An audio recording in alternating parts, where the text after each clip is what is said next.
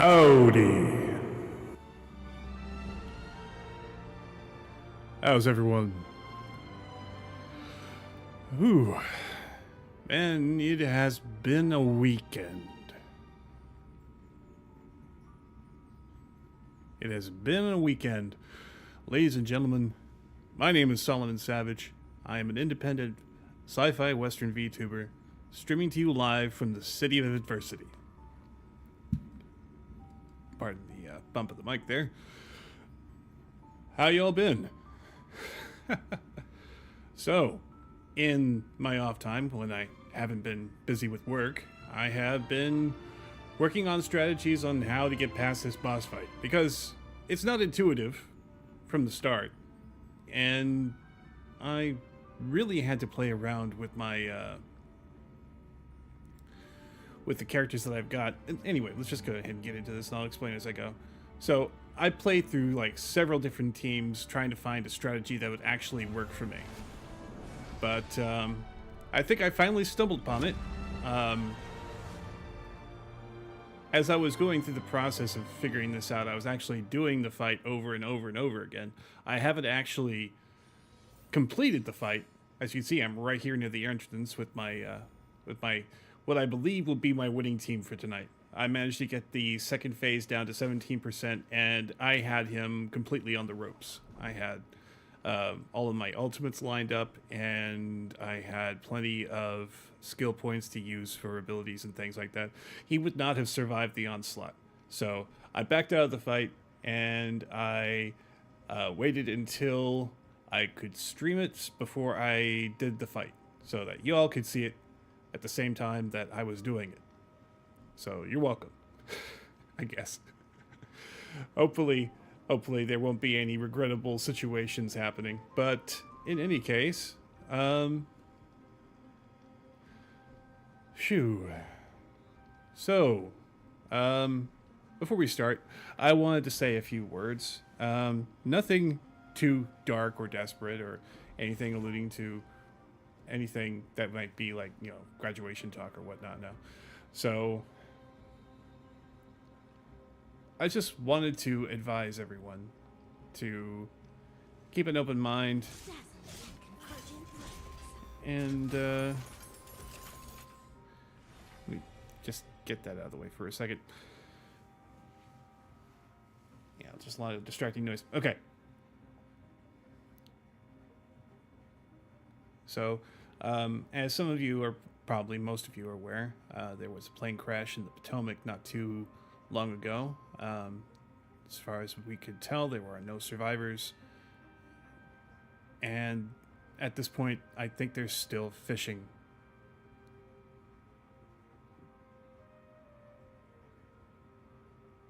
What used to be people out of the river.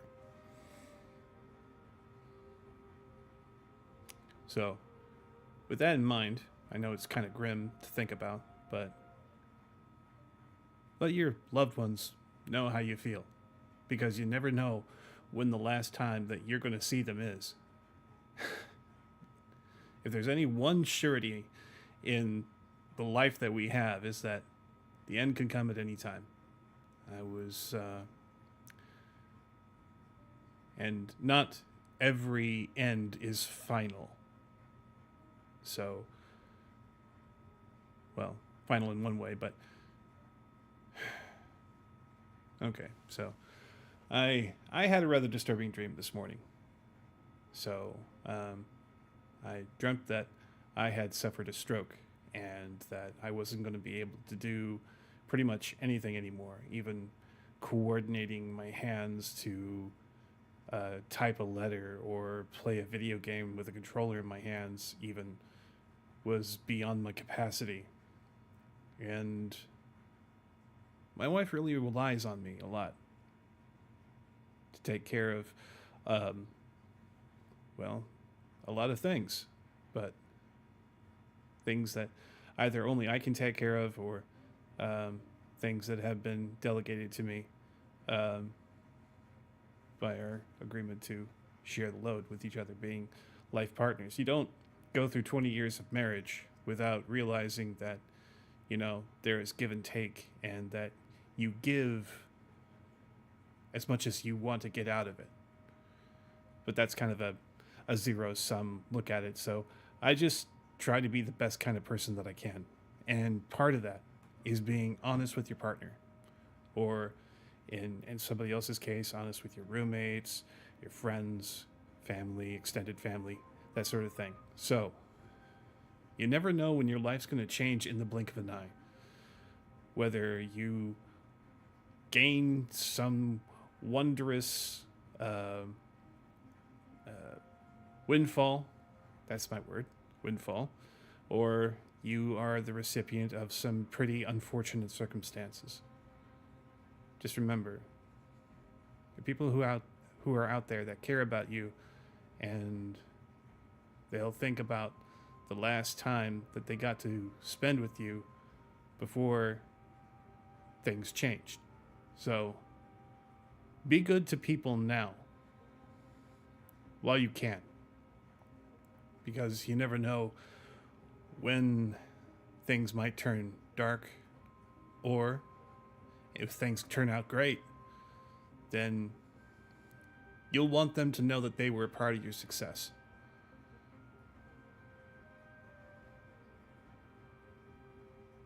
That's pretty much all I had to say. I know, it's kind of touchy-feely, but it's just something that's been on my mind. Anyway, let's go ahead and get on with this fight.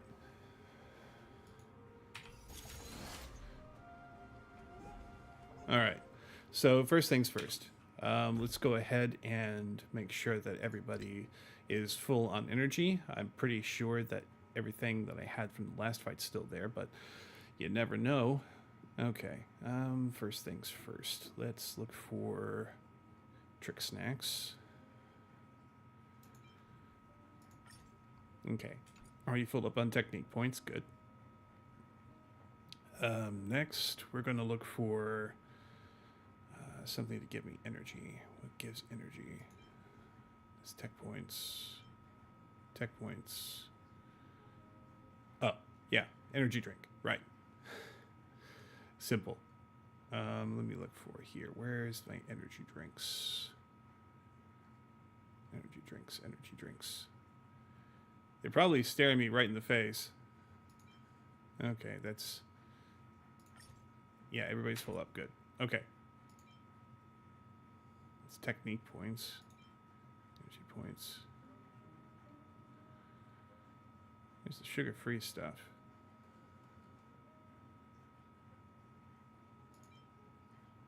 Punitive energy drink. That's hilarious.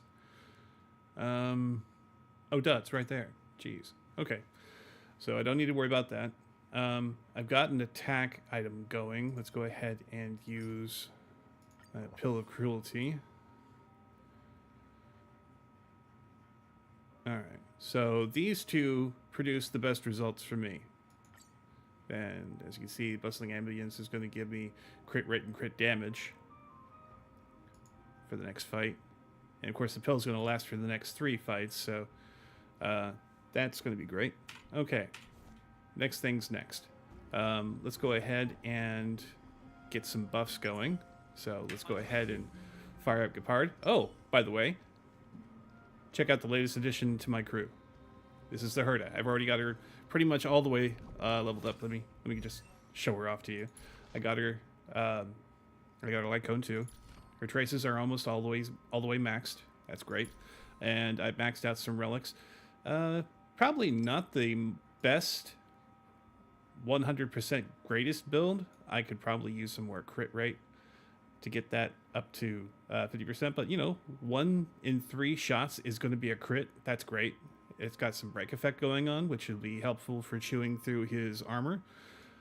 I wish you could have some more energy regeneration, but I just wasn't getting the right relics.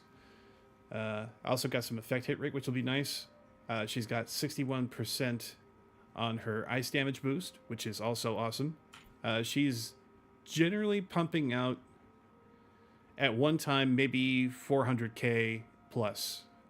And that's not counting all of her follow-up attacks and things. It's just a lot of stuff to calculate. That's situational with her, so it's difficult to say where her damage actually is, but she's got a very good attack, for the build that I've got for her. She's past 3,000. That's better than most of my frontline DPS do. But yeah, let's go ahead and enhance. This is pure genius in action. Okay, and then we'll activate Robin's thing. I don't know if that or Rappa's will actually do anything, but having them active was very helpful. I'll go ahead and play through this cutscene one more time so that you guys get a chance to see it in case it's been like a while. Anyway, here we go. Yes, there is just one last thing to do. No one knows when the black tide first appeared beyond the distant horizon. But when it slowly encroached upon Amphorius's borders, Nikador was the first Titan to venture forth. Oh wait, no, cancel. That's what I want. During the battle against the black tide, their sanity began to slip away. In their pride, the Titan could obliterate an entire archipelago with a single slash. They could not save this corruption. They battled the black tide by sheer will alone, but ultimately succumbed to it.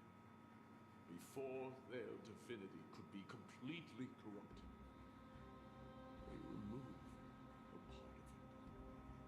Could it be? The fragment of divinity that they stripped away. The fragment they wanted to preserve the most was reason. The Titan believed that their reason would someday respond to their calling, to return to their body, and fulfill their sacred mission.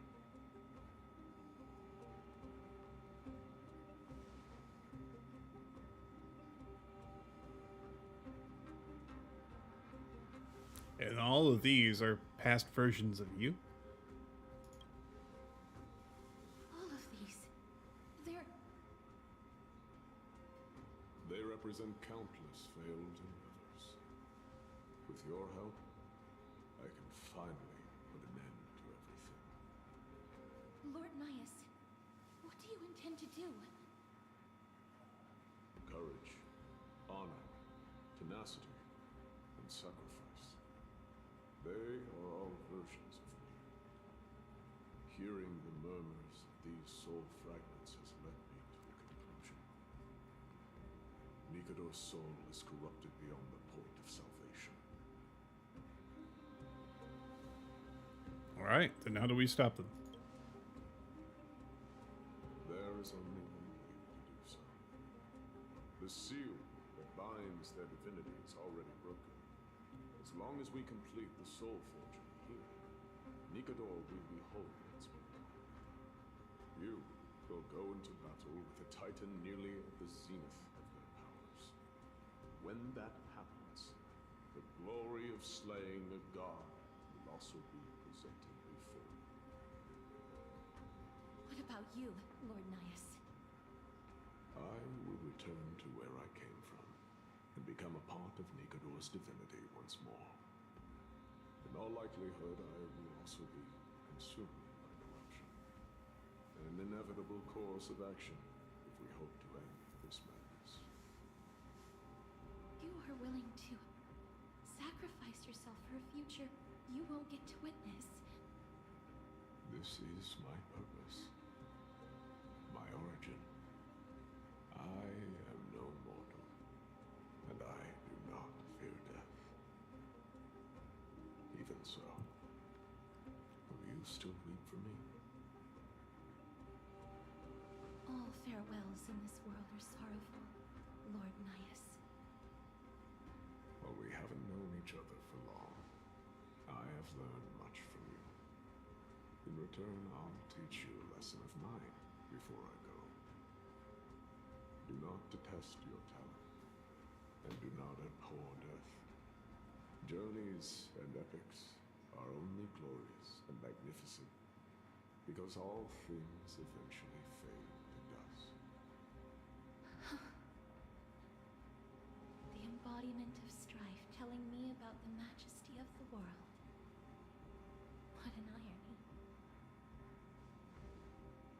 Civilizations only grow under strife. Humans instinctively loathe suffering, yet suffering is the only thing that teaches them to stand unyielding and tall.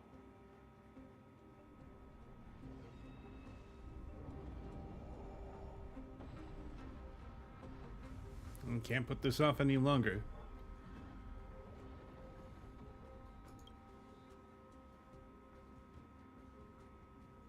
He knows what it truly means to go to battle. Perhaps he can be your inspiration. If you die by my lance, then there's no need to reflect on what I said. But if you should send me to my grave, promise me that you would use my core flame to fuel a roaring blaze and continue the fight against the Black Tide. On behalf of all the Chrysos heirs, I promise you.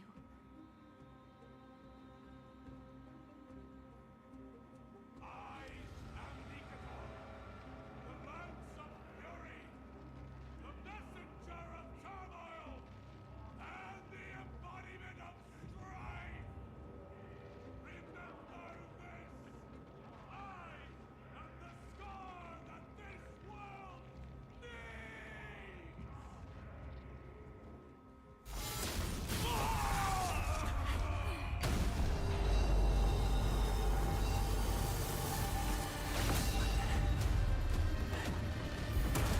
You hear that? What? They've returned!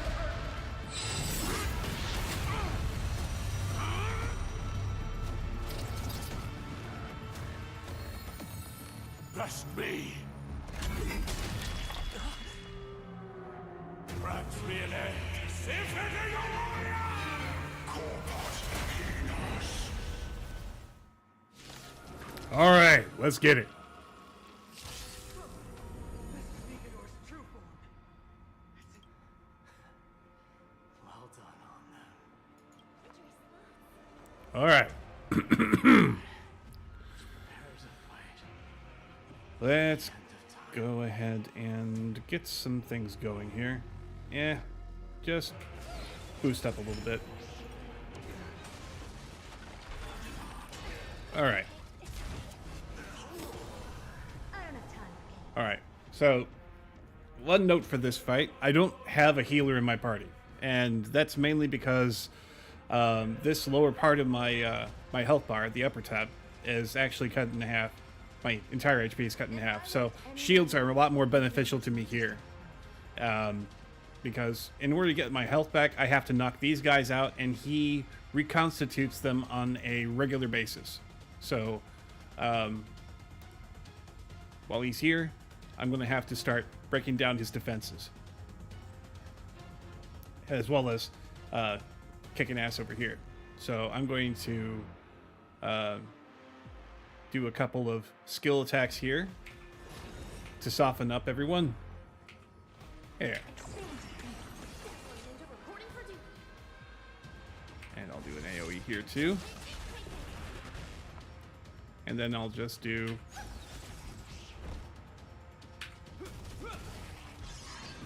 this, and I'll wait for him to... Alright. Renew my shields. Alright. And then for this, you can see he's got 12 stacks of this BS right here.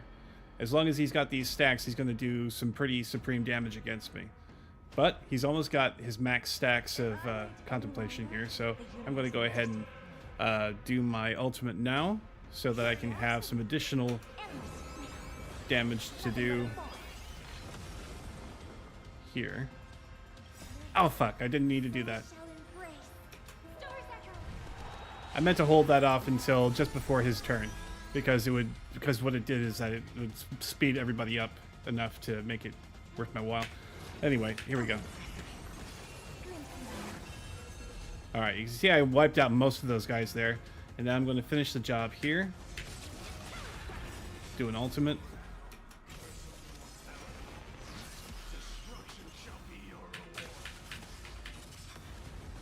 Alright. A little bit more here. To reduce his corpus. Alright. Alright. Alright, and now we've reset. So I will go ahead and I will blast now.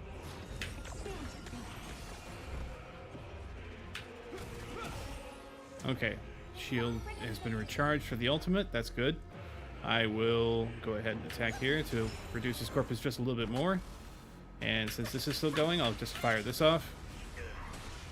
Unfortunately, it's not going to get me any more stamina. And unfortunately, it also doesn't reduce his corpus here.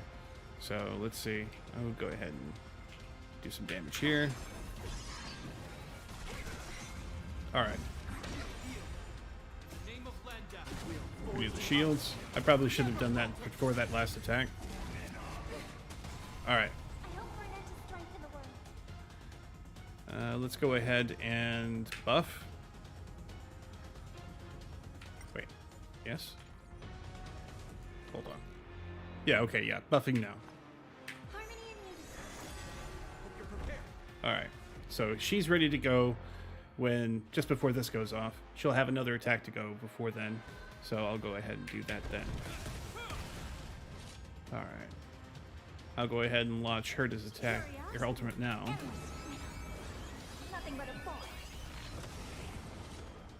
Reduce everybody down. Do an AoE here. Launch this.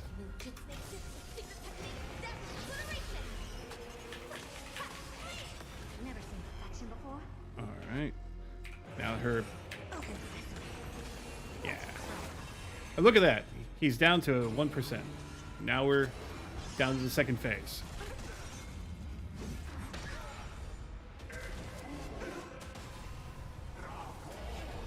Alright.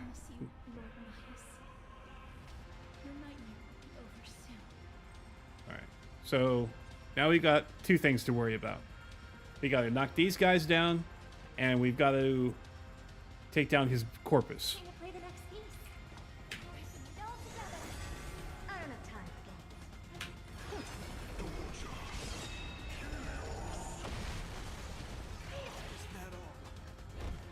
Alright.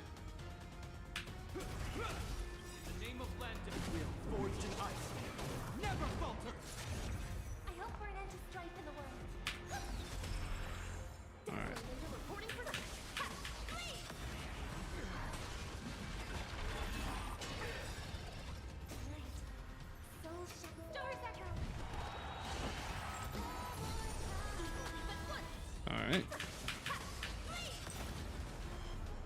Yeah, the whole point of this is just to delay everything as much as possible so you can get even more attacks in. And the more follow-ups you get, the better chance you have of knocking out anybody else that may be standing over there with him. Alright. I'll go ahead and knock that one out.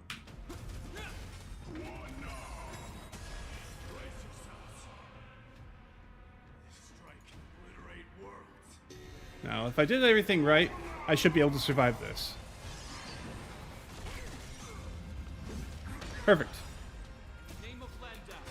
Alright, now that I've survived it once, I'll be able to beat him. See, he's already down to 14% of his maximum health. Every time I take out one of these clones here, it takes out a major chunk of his health bar. So as long as I keep doing AoEs on him, he's going to fall regardless of anything else that I do. And I've got my entire set of people here to do things with. So here we go.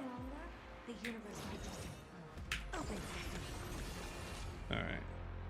I'll do an AoE here. Set her off.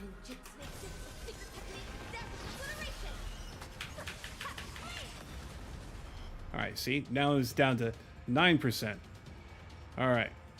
Now Herta's got her ultimate to go off. I went in a little bit out of order, but it'll still do some decent damage. And we've hit. Go on. Alright.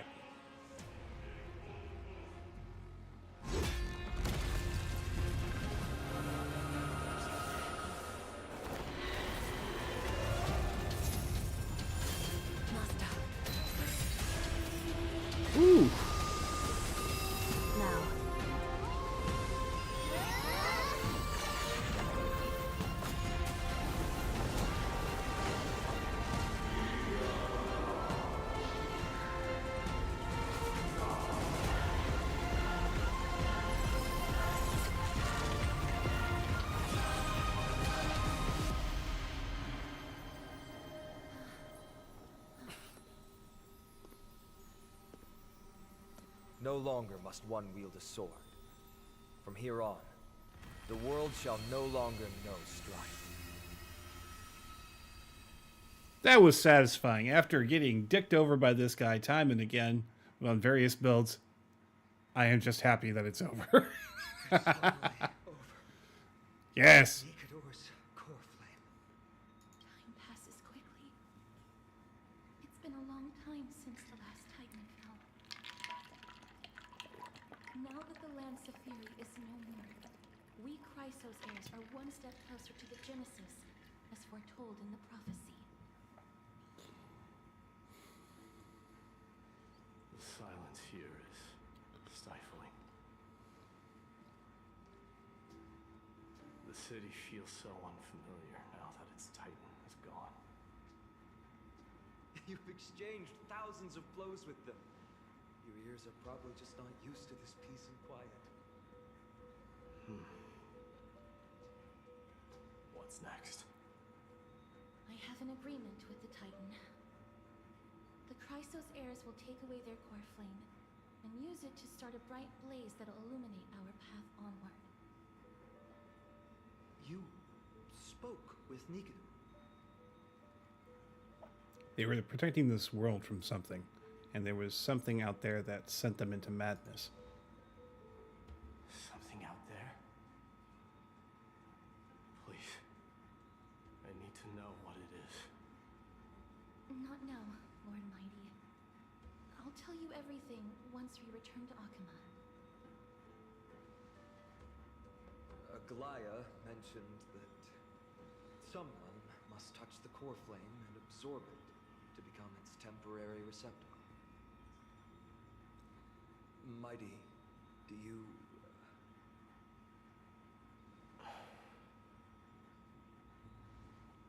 This honor is yours. Isn't it something you've been longing for? But you're more deserving of it. You sustained all these new wounds from fighting them. If you have any idea how exhausting it is to fight a protracted battle, you should know that pointless arguments are the last thing I want to get into now.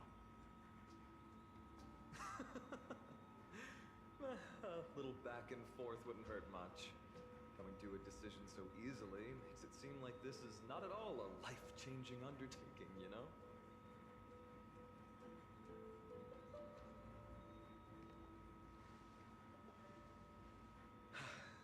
Come with me then, Core Flame. The vortex of Genesis is awaiting your return.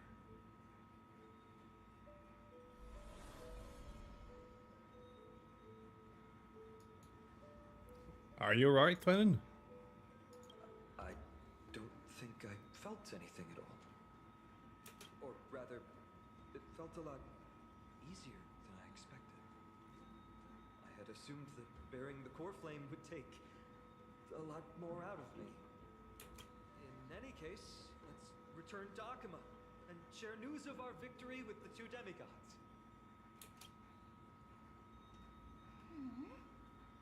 Alright, ma'am. What do you got? Mem, Leave, friend? Return? Mem, Together? Aren't you coming with us, Casterus? Did we forget something? I will always remember Nias. Although he was but part of Nikador, he was nevertheless a hero in his own right. Go with the rest, mister. I will catch up with you later. I would like to talk to Lord Nias again.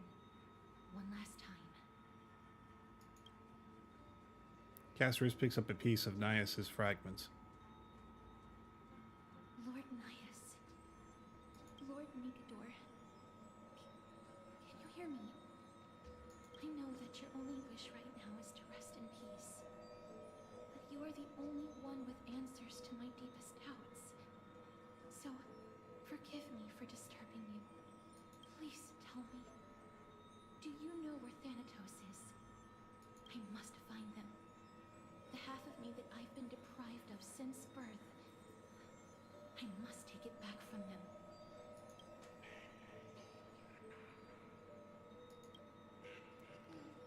The Titan's fragmented voice.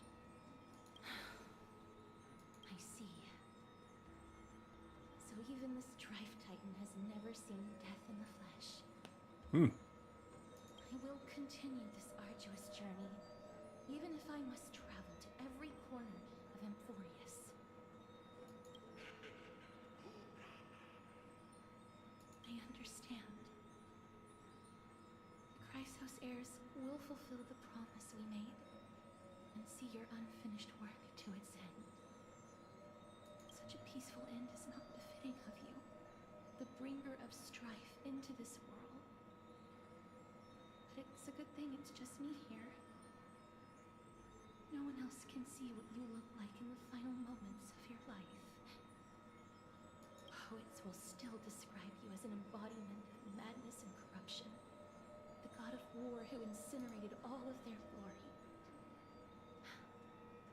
Yet, at this moment, I am willing to send you into the gentle embrace of death, to a sweet land full of blossoming flowers.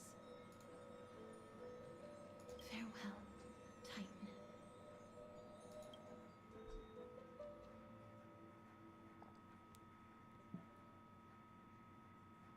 Sometime later. Aggie! They're back! We completed the mission, Treby. No broken limbs or severe injuries. Just a fiery core flame. Palm of my hand. I can feel the core flame's warmth. Well done, Finan. It has been far too long since Emphorius last saw the birth of a demigod. Having you take Nikador's place will surely invigorate the spirits of those in the holy city. I want to be honest about this. I believe Mighty is the better candidate. He was once the crown prince of Kremnos, after all, and much of his lifetime was spent fighting alongside Nikador. He is more worthy of the title of strife than I am. You have thought much about this, sweet child. But there is one thing you overlooked. The qualities you've mentioned are very likely the reasons Mightynos refused this core flame. I do not doubt his strength and talents. In fact, he must have imagined himself becoming a god 1,000 times over.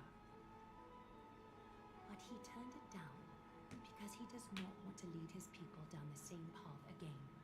If there's any of them left. So I will ask you once more. Have you made up your mind, Finan of Ides Elysiae? I am ready for this. I will shoulder the burden of divinity alongside the both of you. I am willing to make the necessary sacrifices. Very good. This day has finally come, Snowy. You've been wanting this all along, right? If the prophecy hadn't found me back then, I would still be roaming the world aimlessly. Right now, though, I live for the sole purpose of dedicating myself to the mission of the Chrysos heirs. I never once doubted your resolve. This time tomorrow, the Chrysos heirs will gather at the Vortex of Genesis to surrender the core flame that once belonged to Nikador, the Lance of Fury. Remember, this is unlike the unchanging rites our priests perform. No one knows the true cost a mortal must pay to accept Strife's divine authority. Your road ahead is still full of uncertainty. Use this time to properly rest, Finan. I understand. Until tomorrow, then. It's so peaceful, as if nothing even happened. Well, we're protected by 2 demigods after all, and there are others carrying the burden for them. The people of Emphorius must have an extraordinary spirits to be able to enjoy their lives even in such troubled times. They have Aglaya and Treby to thank for that. It is because of their protection that the citizens are able to enjoy peace. Where did Mighty go? He was exhausted, so he already went back to rest. Our victory might not have been possible without your help. sure you've heard enough words of gratitude, but it's only right that I... Right! It would be the first time I thanked you, so... Thank you for your help, Miss Madden. So, what's next for us? Aglaya will gather us at the Vortex of Genesis this time tomorrow, where we'll perform a ritual to surrender the core flame. She only mentioned the Chrysos heirs, but if I invite you two, I'm sure she'll welcome your presence. She already took us into her confidence at least once. Though we spilled the beans almost immediately. Is there anything that we should know about this ritual? From what Aglaya said, no one can predict what's going to happen, because each Titan's divine authority is unique. That's why I hope both of you can be there tomorrow. It'll bolster my confidence. Feynman buddy, we got your back. Oh, we charge a fee for appearances. Sure, as long as we don't oversleep. Yeah, let's be kind for him. That's settled then. The night's all yours. Let's get some rest before tomorrow's ritual. I should also take this time to sort out my thoughts. I'll see you soon, my friends. You and Dan Hung watch Feynman leave the bath. Did you pick up on that, Solomon? He seems troubled. Yeah, I did. I guess it's understandable, seeing how he's about to experience something extraordinary. The Titans may only be local gods of Enforius, but a mortal ascending to something else altogether sounds like a lot to take in. It's about time we consider ourselves, too. You're right. So much has happened in such a short time that we haven't had time to consider our own predicament. Our car's scrapped, we've lost contact with the crew, and everything beyond the sky is taboo here. I'm gonna lose my login streak. We should have brought some games that we could play offline. I do have some old-timey games with me, but I doubt you'd be interested. Once Feinen's ascension ritual is over, we should start working out these problems of ours. For now, though, let's just head back to the bath chamber to rest and gather ourselves. Alright. Welcome to Sunset Thrice. Let's go to the bath.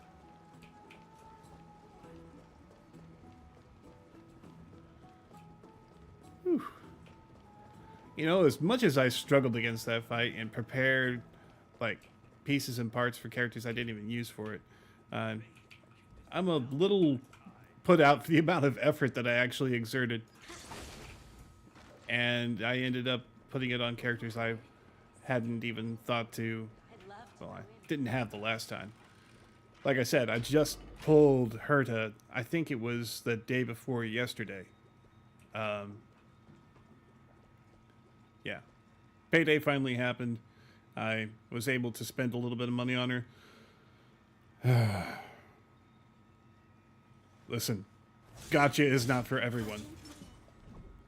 Gacha is not for everyone. If you are tight on cash, and I just do not advise at all getting into gacha unless you know how to limit your spending and how to budget your money. I can afford it because I have a job, and my wife and I both play this game, so we kind of encourage each other, and we collaborate on how much that we're willing to spend and how much we're going to spend, so that it doesn't interfere with our lives. So unless you have a gambling problem, there's nothing wrong with playing a gacha game. Just always be aware. It's like going into a casino. Only spend what you can afford to lose. Set yourself a limit, and once you reach it, stop. It may suck, but you know what you're getting into when you go through those doors.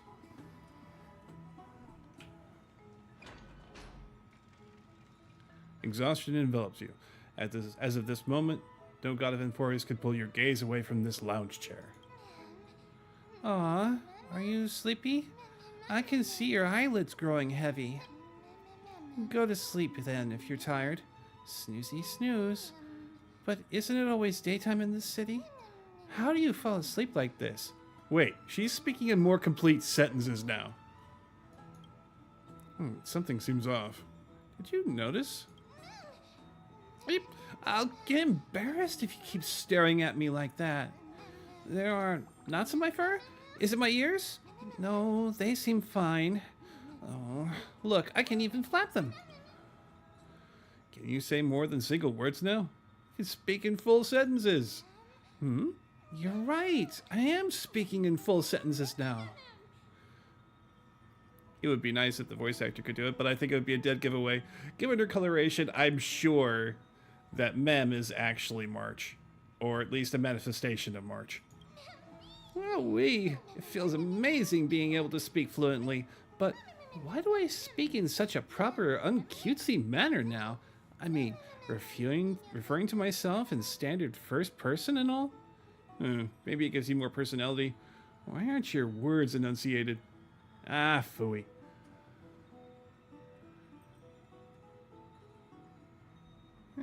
Phooey. I didn't ask to be like this. No judging. Never mind, since I'm the forgiving type. Besides, now that I'm a bit more used to it, I don't sound so bad. Wait, who are you really? Can you tell me about yourself now? I don't remember a thing about myself. Oh, my head hurts. I have a gut feeling, though. As long as we continue to collect fragments of the memories scattered across Amphorius, we'll be rewarded with something really, really good. How should I put it? Bah, anyway, I know. I just know that this world is very important to me. Sorry to burst your bubble, but I'm the protagonist here. So once again, it's all down to one guy and his dog. We're an ensemble cast. There we go. Then I'll be the protagonist's bestest sidekick. Hehe. So, give me more screen time, alright? I think I'm getting sleepy. The light feels so nice and warm. Even my fur's toasty warm. I can fall asleep any... I'll take a break too.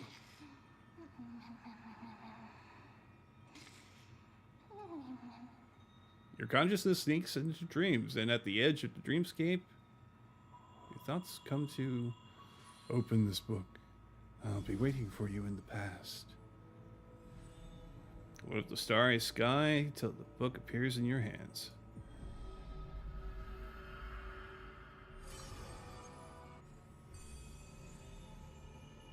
Having learned about Castrum Kremnos' past, now drop in that strand of nameless collection.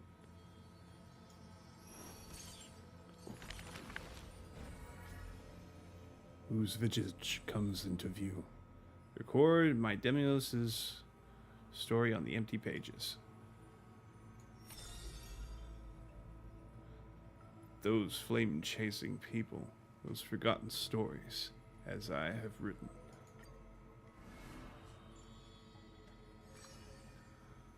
A name bathed in blood. Chapter 10. Last Prince, Midamos.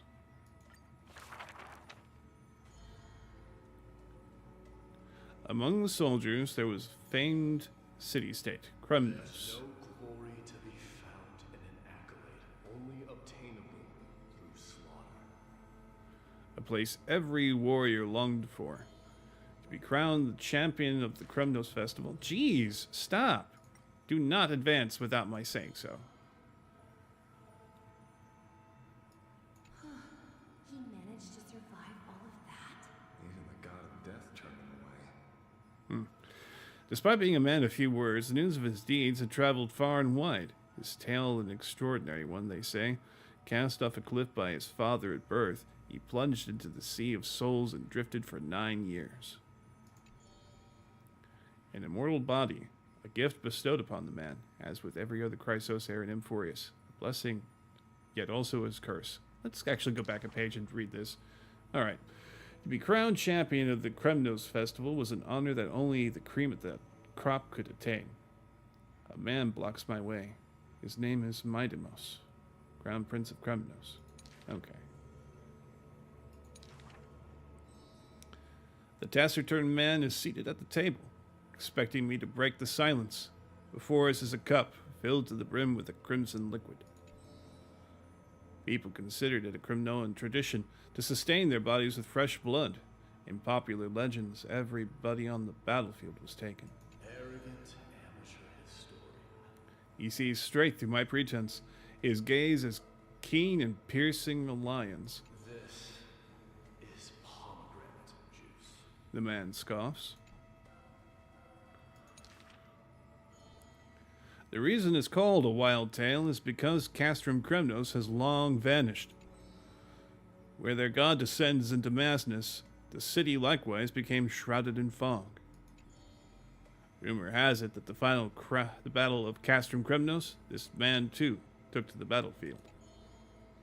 Cutting down countless foes, fighting in a sea of blood, he drove his spear through the heart of the enemy king. And yet, that tip of that spear was directed at his own homeland. A chatter breaks out amongst the people, and the man rises to leave. The truth of such rumors he speaks only through his distant silhouette. A silhouette of a body that has withstood endless trials and faced death innumerable times, but bore not a single mark. Midemos, a hero of yore. I wish it would not just auto-do. Stop. Why would you do that to me? Go back here. Okay. So the Flame Chaser's path is begun, I guess. I can't look at the guide again. That sucks. Listen. Do not advance unless I say so. I wasn't done yet. Bad form. All right.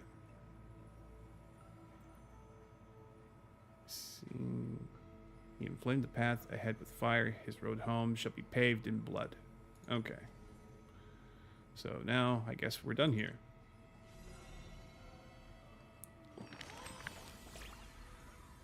Hey, lighten up. What's got you so serious? Hush you.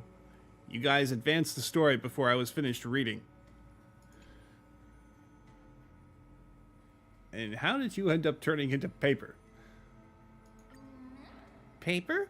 No way, I'm as fluffy as ever. Come on, give me a feel. What in the world? I was deep in sleep, and the next thing I knew, I woke up here. Since you're here too, does that mean... Did our hearts connect in a dream? Is there a way we can avoid meeting? There must be another explanation. Exactly, that's it. Okay. You know what? Let's just keep it simple. Oh, cute. It's as if we're fated to be connected. Although I'm completely in the dark, I adore this story. They say dreams are veils cast by Ornyx. Could this be a gift from them? It appears that Titan cherishes you just as much as I do. I get it. A bedtime story. Ah.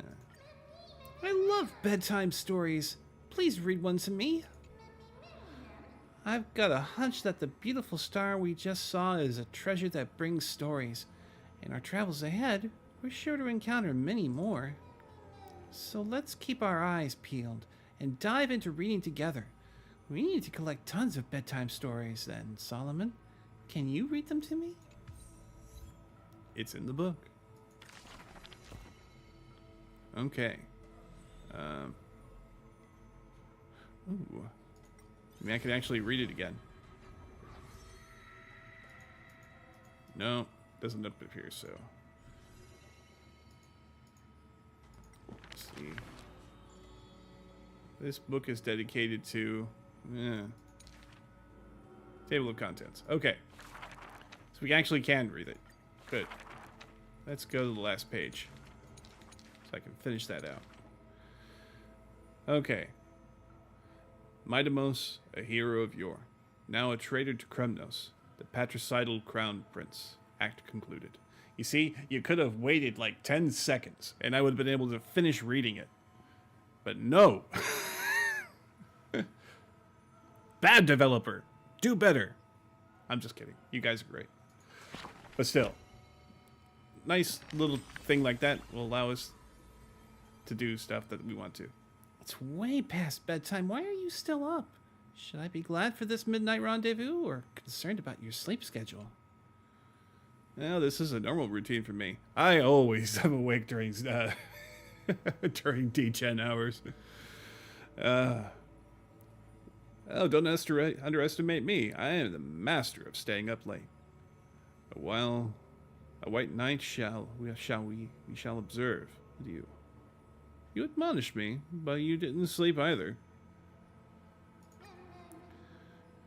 Whose normal routine is this anyway? This won't do. Sure, you look great, but you gotta look after yourself, too. Huh, was that meant to run? But hey, if you got something on your mind and can't sleep, don't worry. I'll stay up with you all night. The night stretches on forever. Don't sit here feeling lonely. How about a smile? Yeah, let's go ahead and close the book. Alright. Ooh. Hooray. Let's see. I'll take this. Hey, wishful resin. And... Alright. Collectible flame chaser. Progress the trailblaze mission to light up more flame chasers' paths. Okay.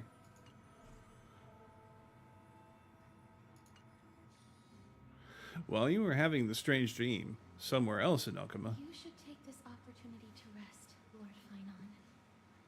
The core flame ritual is tomorrow. Today, tomorrow, what difference does it make? It's always morning in Akima under Kefali's protection. So long as the light continues to shine this brightly, I won't be getting any sleep. Why force myself to shut my eyes when I can instead take this time to calm my mind, gather my thoughts. That counts as rest too. Fair enough. Have you thought things through, then? Not at all. Everything's a jumbled mess still. I don't even know where to start. The core flame was blazing hot in my palm at the beginning. But it has completely cooled off now. I can barely feel it. Miss Castoris, does this mean I'm a good match for Nikador? I don't quite get how it works, but if it's going to put you at ease, then I will say yes to that. Thank you. That's the abyss in the distance. Oh, that reminds me of the question I didn't get to ask. Back in the temple with the scales of justice, when Orynyx was trying to deter us, why did you stop me, Miss Castoris? Because I knew there must be another solution. Something more important than the fate of Amphorius. It is far too cruel and unfair to ask that of you. You should know that I would have gone ahead if Don Hung hadn't come up with an answer in time. I know.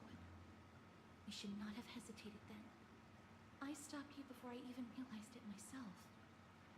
It's fortunate we had the both of them there with us. Yeah.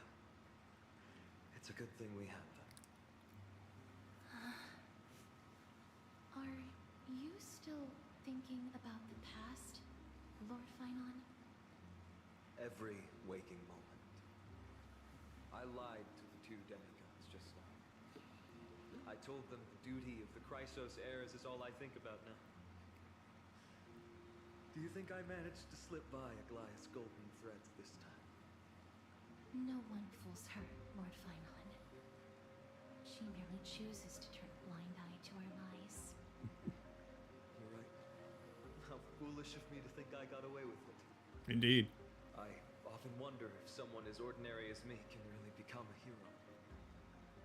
I thought defeating Nikador would quell the voice of doubt in my mind. But it has only grown louder. don't have the right words for you now, but I know you're far from ordinary, Lord Finally. Mighty often calls you deliverer in jest, but I don't believe he means it mockingly. I should probably shut out these pointless thoughts and empty my mind until the hour of the ritual. I did that before sitting for Treevy's history exam.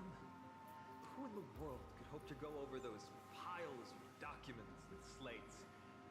I decided I was better off resigning myself to fate. That way I'd get more time to play and practice with my sword. How did you do on the exam, then? My score? I don't remember anymore. All I remember is Treevy punishing me to a full week of cleaning the Chrysos heir's bath, and no one was allowed to help me. So High Priest Treevy can be strict too. Please continue with this mentality, Lord Finon. I believe you'll be all right. Thank you, Miss Castoris. I think I'll stay here for a little while and keep all of those unruly thoughts out. It's not like anything will come of them anyway. The sights of Ides Elysiae, my homeland, have been flashing before my eyes lately. Those Kremnoans mastered some cutting-edge technology. Only I could separate my soul from my body, too. That way I'd be able to fly my soul back to the comforting fields of my homeland anytime. That's the only place I can be momentarily at peace. Well, it looks like we're switching. Outside of Vorius in the familiar corner of the cosmos. Adventure. Feel free to replace blank with whatever description you see fit. Oh, I bet you're as curious as I am. So, what's going to happen next? Well, keep it together. All that excitement isn't going to get you anywhere, you know? Why don't you follow me into another tale on the other side of the cosmos? Ta-da! Recognize this place? Herta Space Station. The base of a genius and the cradle of science. Oh, look at all these puppets! Aren't they dearly exquisite? Let's just say I've already heard many others secretly gushing. She looks so pretty on more than one occasion. If you ask me though, they barely did justice to Madame Herta's beauty. Maybe just 10%. No, not even 1% of the real deal. Now, I'm no fauna here, just stating an objective fact. Oh, remember this scene? Oh, it evoked so much emotion in me. The esteemed Madame Herta, Genius Society number 83, asking the great Noose a question. An attempt to gain a peek into the divinity's mysteries through them. Alright, so continuing from where we left off last time, this is where everything would begin for the genius smart enough to rewrite the history of the entire cosmos. Uh-oh. Fourth mirror? Who exactly are you talking to? Why, I was just ramping it up for our grand appearance, Madame Herta. So a dramatic debut? But what are the odds of that happening? Sure, slightly plausible, if I did manage to talk to Droidhead. But guess what's the problem? They have no reaction whatsoever. But look at this, Madame Herta. You're standing before Noose here. Oh, that? That's a hologram. What? I can't possibly summon the real Droidhead here, can I? Wait, what? You mean to say you've just been reciting your lines before a hologram? Creating dramatic value. Isn't that what you're most obsessed with? Oh. Moving on. Don't try, but you wouldn't even begin to imagine how difficult it is to send a message to Noose. And I went all out for it. Powering the audience system alone required me to reconfigure the energy supply of the entire space station. I had to switch it to hibernate mode before rebooting everything. Do you have any idea how much that costs? How much? How much? I'm I'm not in charge of finance. Go post that to Asta instead.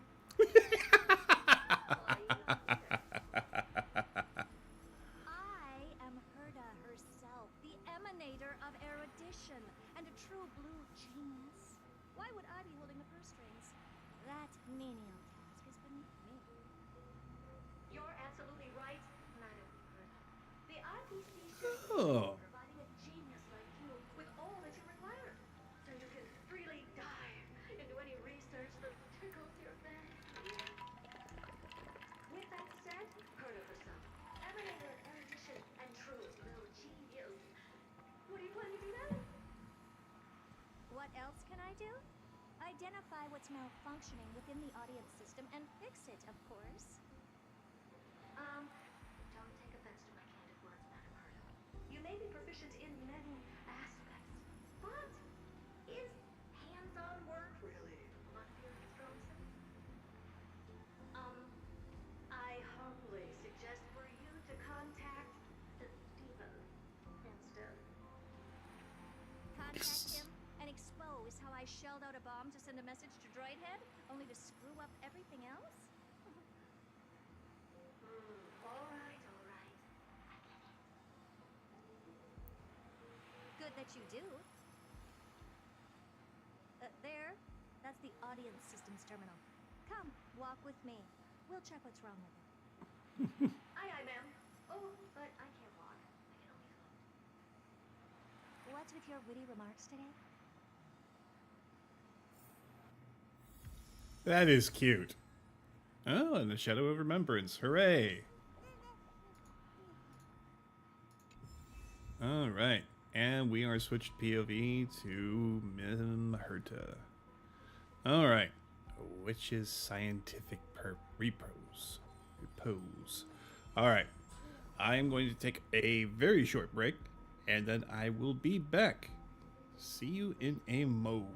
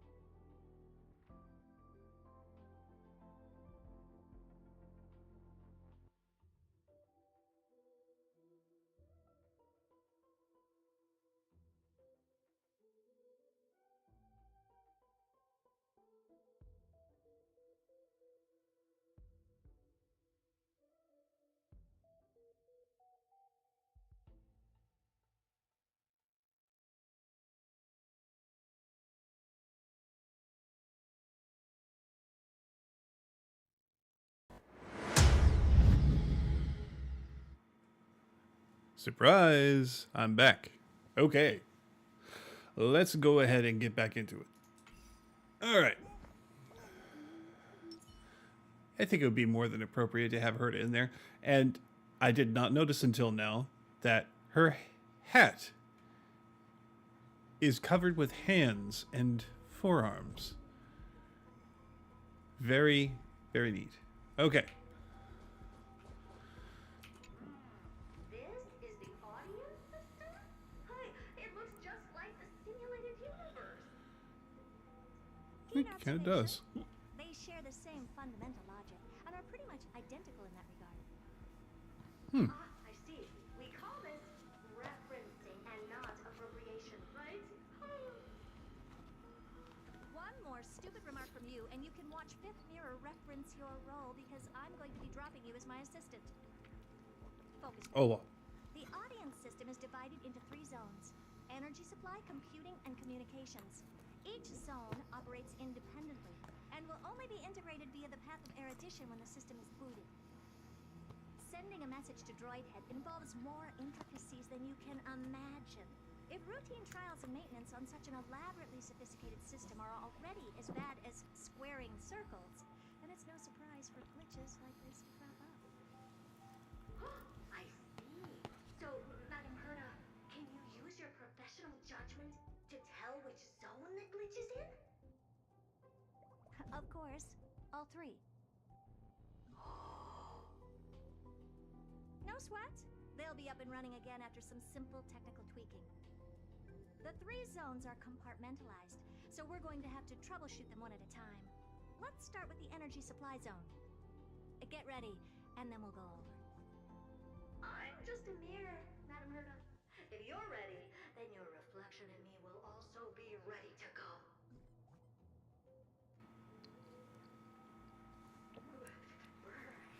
Why is this energy supply zone so cold? I'm already frosting up. why are we in Bellabog? I've converted the energy core that supplies all of Herta Space Station into imaginary state and stored it in this zone. If not for the ultra-low temperature here, the space station would have long blasted up into the sky. Oh, so the planet's acting as a heat sink for you now. Aren't we already in the sky? You're just a mirror? I don't need you to take on comic relief, too. Where did those things come from? Corrupted data? Reanimated systemic rust? No, not likely. It can't be the Legion's second ambush, right? Whatever. We have to get rid of them anyway. All right, stay close and try to avoid shattering the pieces. I'm actually kind of surprised that Herta can't recognize a fragmentum beast when she sees one. But she may just be putting on some. I don't know. Let's get ahead and get some of this. Ooh.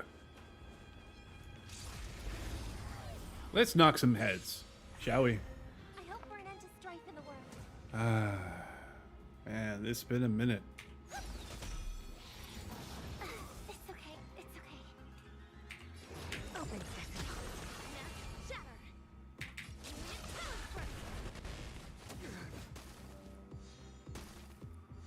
May song bring us victory. Resonate all together. Right. Stars echo.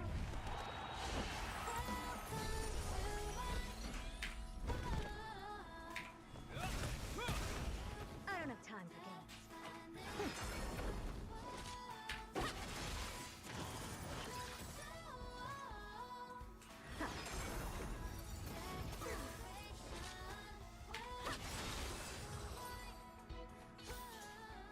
I will remember your last words. Farewell. Oh, there's a memosphere over there. Okay, neat. Let's go ahead and get a free heal. Yum. Yeah, I may want to adjust my party here. Give me a second here. Let's see now. I can go from... Oh, quick lineup. Selective team. Nice. Okay. Geppy, you're nice, but I think I can rule you out for now. Let's go ahead and bring Wah Wah back into the party. Actually, let's redo the order here. There we go. There, that feels better.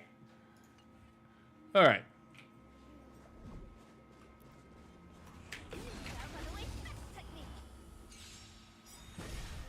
Listen to the final song of life. Harmony and unity.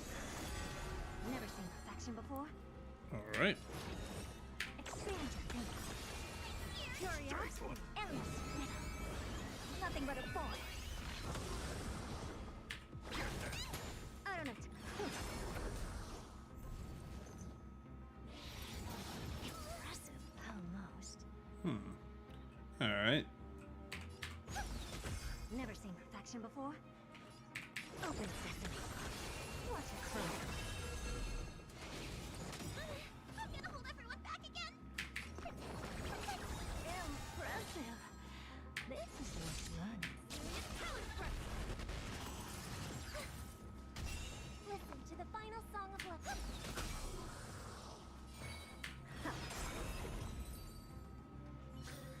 And Madame Herda never fails to impress. Those things are no match for you. Let's just check this little memory bubble. Looks like one of those memory bubbles. It's not worth that much attention. You'll find many more in other zones. Is that so? Well, I guess it's just a collectible. Okay. Ah.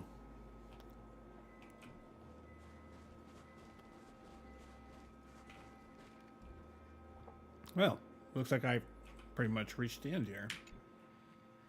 What in the? How did all these disgusting bugs get in here? We're going to need out-of-this-world computing capability if we hope to meet Droid Head. If we can't churn out calculations faster than a Yottaflops computer, then we can forget about having them notice our existence. But computers with too high a computing capability tend to attract computing stills like them. No one knows how these creatures evolved from their progenitor, the propagation. Oh, the mysteries of life. But even so, they can't compare to a talking mirror. A question on the side, Madame Herda. You have these powerful supercomputers and so what are they normally programmed to calculate? Is that important? All that matters is that they work and are able to attract Droid Head's attention. I suggest meeting Miss Asta for a chat when you have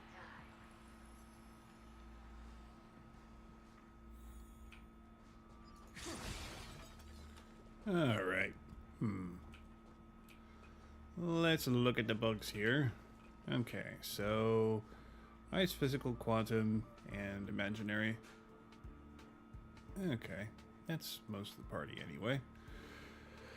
All right. I guess we can just take care of things the old-fashioned way.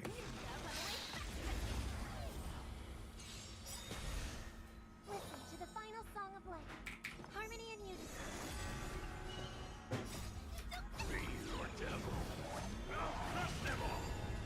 Curiosity, endless. Nothing but a thought. Expand your thinking. What a clue.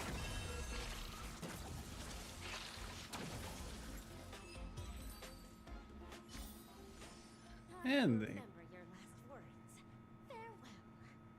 and pop them like a boil. All right. Take a look. This is pure genius. I hope for an end to strife in the world. Well, you may just give it. Doors echo. I don't have time for this. Open sesame.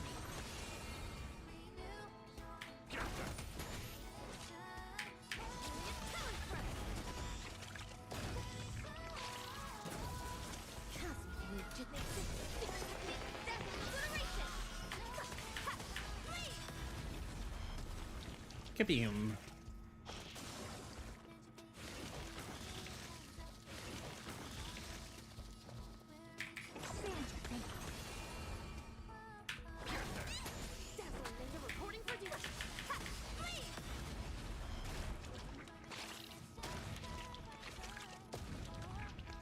All right. Help me!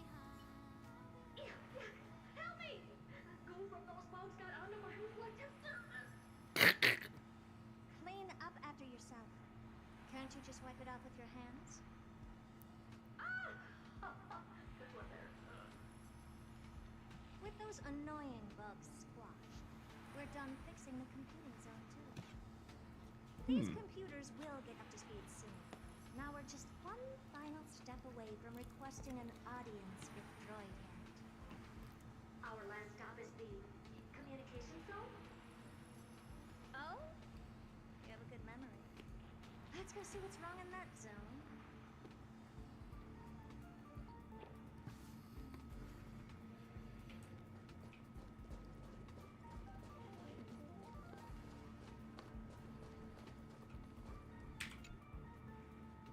What's all this? I didn't think your puppets would be in here too, Madam Herda. Unsurprisingly, the communication zone is where a bridge for communication will be formed between Droidhead and the space station. Aggregating the path energy of the erudition, then firing a bomb at the Eon. This is as good as tapping someone on the shoulder who's sure to turn back to look at you. Alas, our work is never this simple. Putting aside all that onerous legwork, a single glance from Droidhead could vaporize the entire space station if we're ill-prepared. I see. So letting the space station go into hibernation is a protective measure of sorts. To prevent it from slipping into operational overload and turning into a scrap world? Very perceptive for a mirror. Mirror see. And here. Mirror do. No, I neither have eyes nor ears. This zone seems to be functioning fine. These puppets are doing their job, and I don't see any obvious malfunction. Things may look fine only on the surface. Oh. Madam Herda, behind you. Huh? What does she want?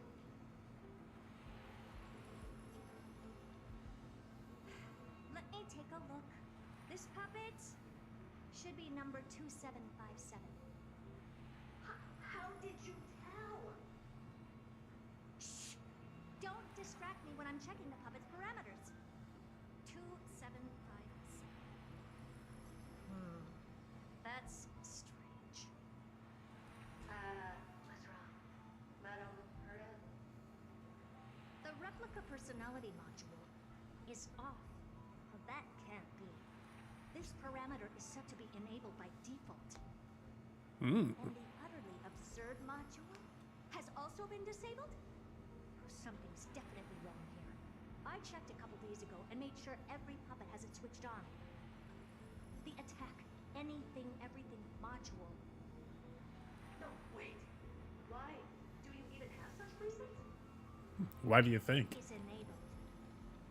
Intruder detected. Rats. Come and help me, Mirror. Anything, everything, attack! These are hermetic remnants of the remembrance? So they were the ones that corrupted and tampered with the settings of my puppets? Curiosity is a endless. Nothing but a bore.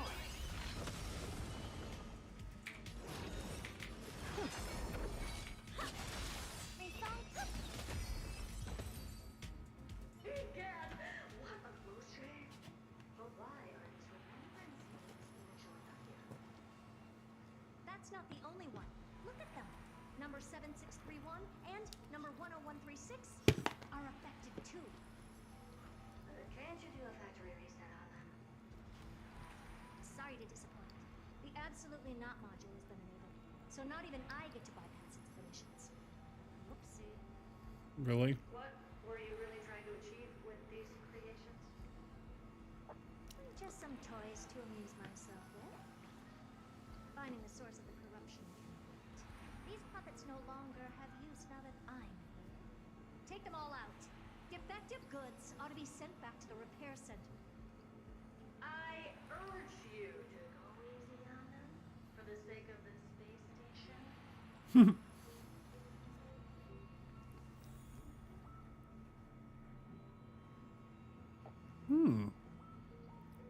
Interesting. And there's also a key hanging from the back of her neck. How sweet. Smaller key in the front, big key in the back. I wonder what that symbolizes. Anyway. Let's go ahead and get a move on. Is that it? Break the walls down. Harmony and unity. I don't have time for games. Open sesame.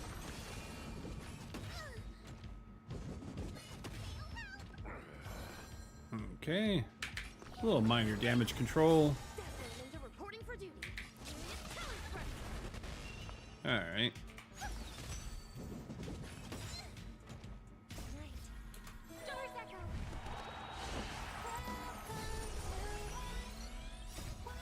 Little wah wah. Alright. Blast. Curious? Ultimate. Nothing but a force. Amazing. But then again, it's me we're talking about. She is an egomaniac for sure. Alright. Let's go ahead and knock these two out.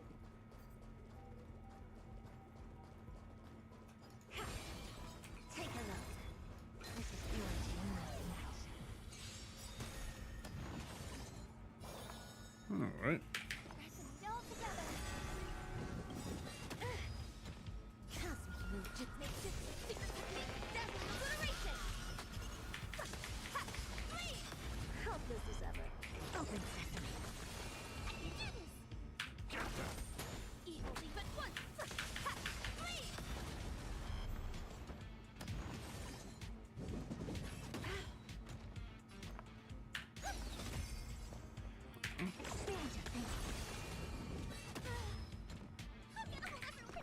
A little bit of health back. And some more of this.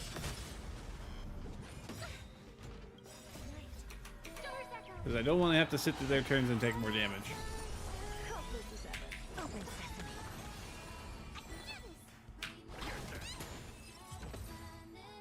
They're completely battered. Safe for their pets. Well, never strike someone in the face. The same goes for puppets. A memory bubble tucked away this far in. I think I know what this is about now. This is interesting. But we can leave that for later. Let's take care of the malfunctioning puppets first. I'm picking up signals for more puppets somewhere further in. Let's go take a look.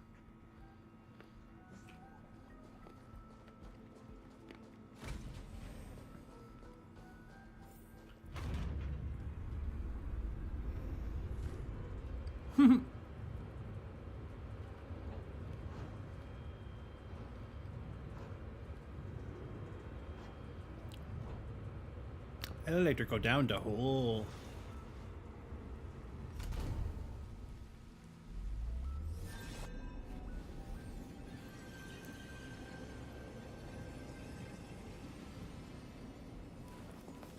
Ah, yes, your Ron May's little pet project. I swear, that woman is dangerous beyond all recognition. Number 0988. The pride of my creations. Should I even be curious? Puppets before her were all as dull as brick walls, mundane and uninspired. I distinctly recall number 0988 being the first puppet I imbued with a magical surprise. Some other puppets that came later also got to enjoy similar privileges. Good to know. But did anyone Fear not, Mary. You have to remember that being a genius means you're destined to solve challenge after challenge. There's no time for rest.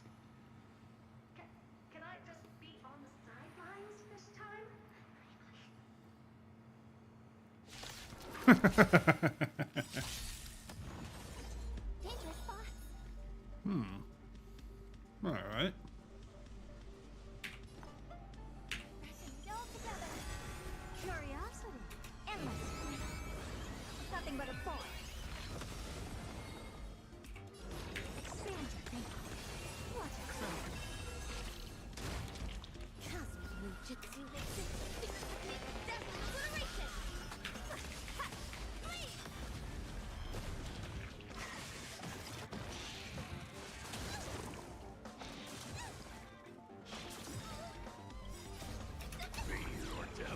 A little bit more damage.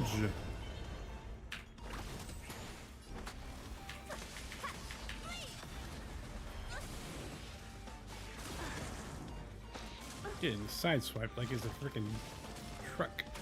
I hope for an end to strife in the world.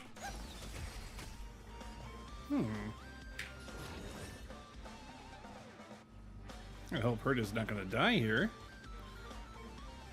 That would be very unfortunate. Open sesame. Useless.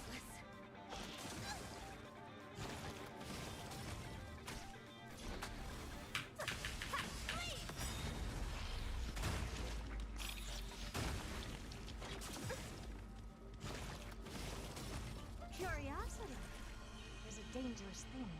Endless. Nothing but a thought.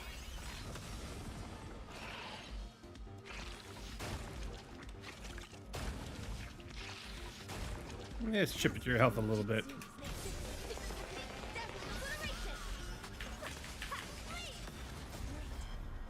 Stars echo.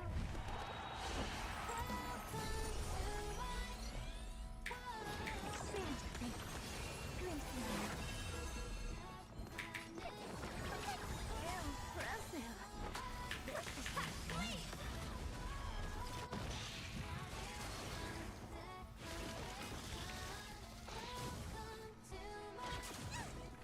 Easily but once.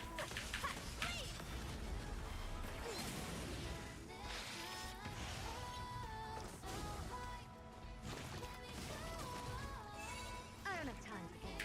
Open sesame. Yeah, it should take care of the rest.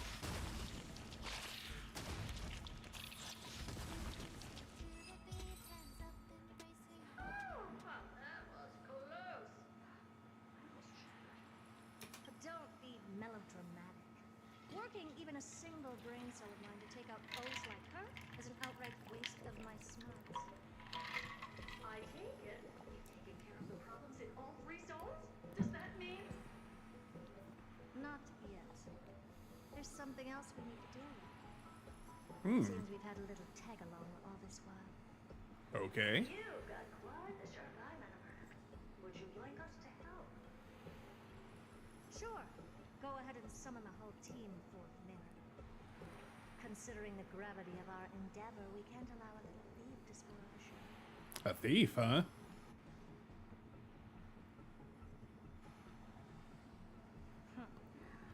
Parasite of the remembrance. Do you truly think your atrocious disguise can outwit the keen sight of a genius like myself?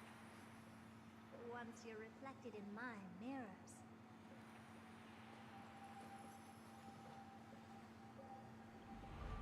Oh. You can forget about escaping. Oh dear, this is bad. Mm-hmm. Right, stay alive, and again, I can strive.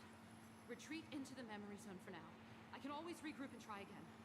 I don't think she's gonna let you do that. Someone hasn't been paying attention. Didn't hear me, did you? For those petty tricks of yours.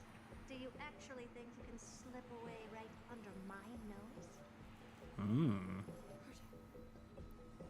Hurt. Wait. What do you want with me? Why did you come aboard my space station to expect me to let you go? They're after everything. Please, just spare me. Is that all you got to say while your life is at stake? Well, hardly worth anything. Need a little refresher? I am number 83. The one to unravel the mystery behind the imaginary leakage phenomenon. And key holder of the imaginary implosion pulse. Do you honestly believe I'd seek any counsel from you? I... Hush now. Keep quiet. This is my moment to shine, so just listen. You crept in here to steal Noose's memories, didn't you? And messing with my precious audience system is just a ruse to lure me here so I can lead you to them. What a shame. You're only a step away from completing the mission assigned to you. Oh, she's crystallizing. As if. Truth is, you never stood a chance from the get-go.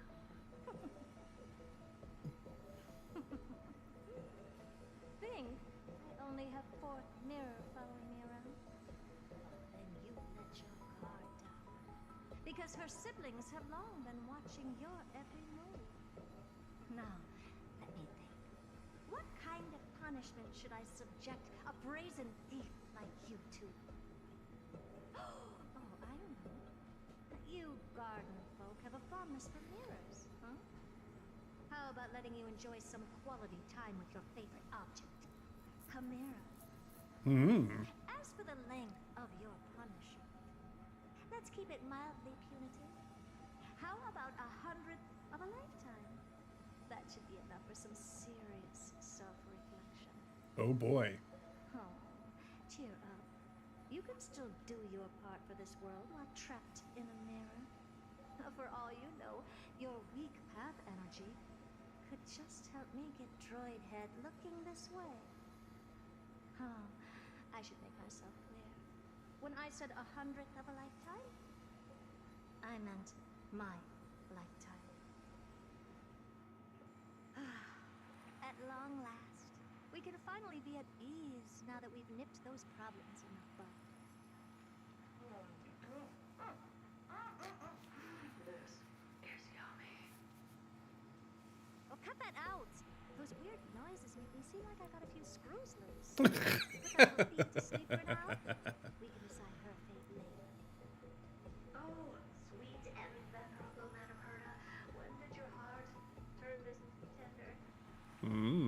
The audience system has been rebooted. This is finally it. After all that I have done to reach you, Droid Head, you better not snub me. Okay. Now that we've taken care of our unwanted passenger, let's go ahead and do this thing. The path space.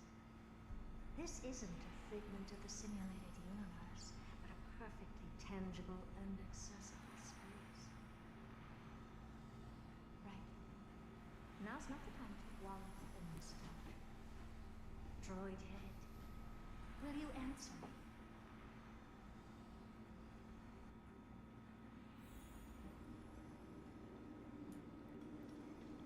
Madam Herda, we picked up some voices from the space.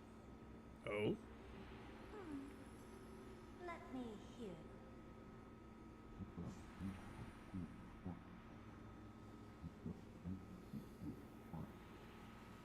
Is this binary arithmetic? Could it be Droid Head?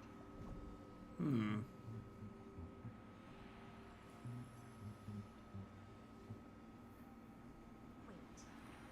There shouldn't be a 2 in binary arithmetic. No, there should not. Is this some kind of prank?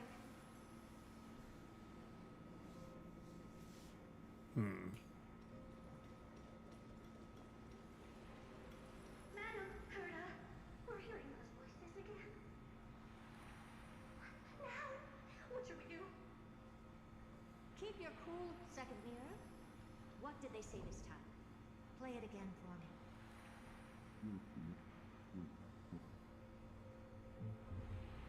Wait a minute, this door isn't locked? Door locked. No, this isn't the voice of the path at all. What in the world is going on? That is a good question. What is going on?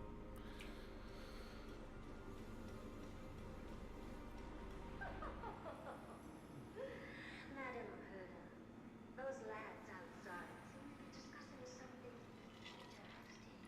I wonder what it could be. Wanna listen in?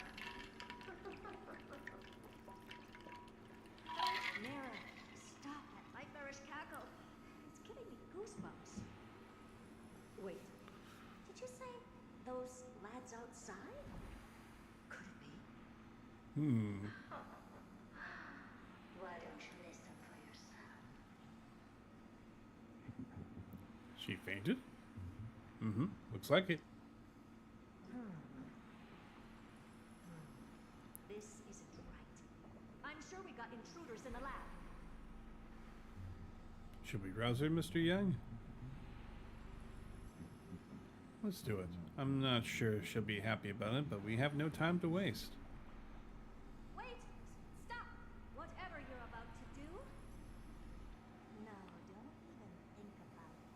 Whoever you are, you better not interrupt me right now. I must continue forward.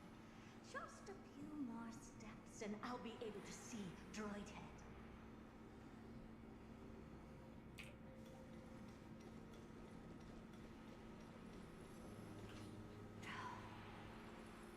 Is something wrong, Madam Herda? No, that's nothing. I was just thinking. Madam Herda? I think you'll want to listen to the voices from beyond this space.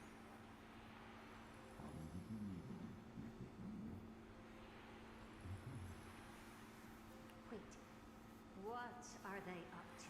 Uh-oh. He's tuning. This? The harmony? Ridiculous. Hoping to stop me with such cheap parlor tricks. Not a chance.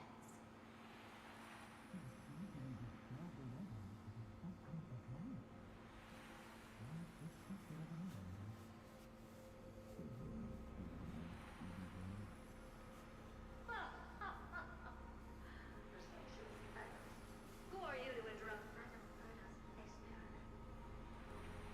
Let's ignore them and keep going. We haven't seen news yet.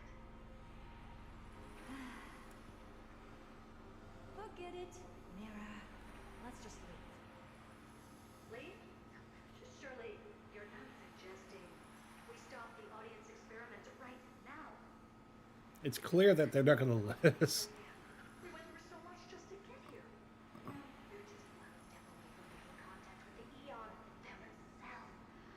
Please, you know how insanely costly it is to reboot the audience system. But if I were to ignore those two intruders and continue onward, when Droidhead casts their gaze upon the space station, the blast of energy generated in that instant is sure to burn them to a crisp. Experiments can always be repeated, but humans cannot be brought back to life. Oh, I guess that's a fair assessment. I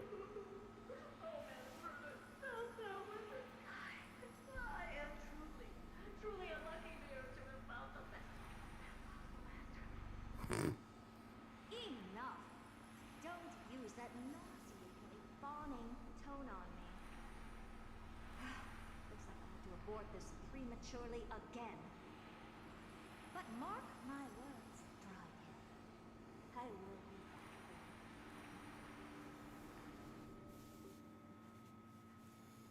Madam Herda?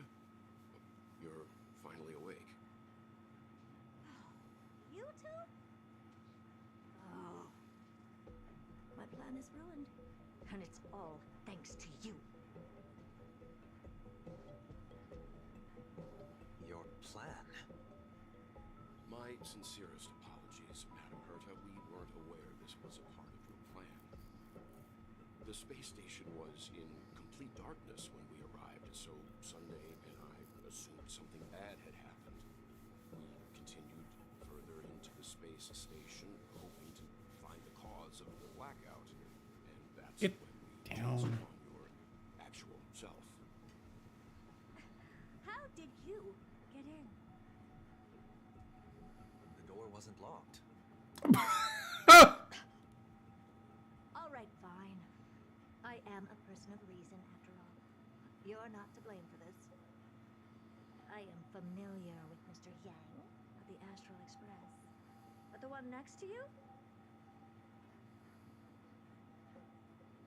Looks like Madame Herta doesn't pay much attention to cosmic news. Please pardon my manners. It is unbecoming of me to forget the most basic of courtesies amid all that has happened. My name is Sunday, and I'm just a passenger of the Express. And this, unremarkable passenger happens to be a Harmony Pathstrider? Do you take me for a child? In any case, I don't suppose you came all the way here just to check on how the space station is doing?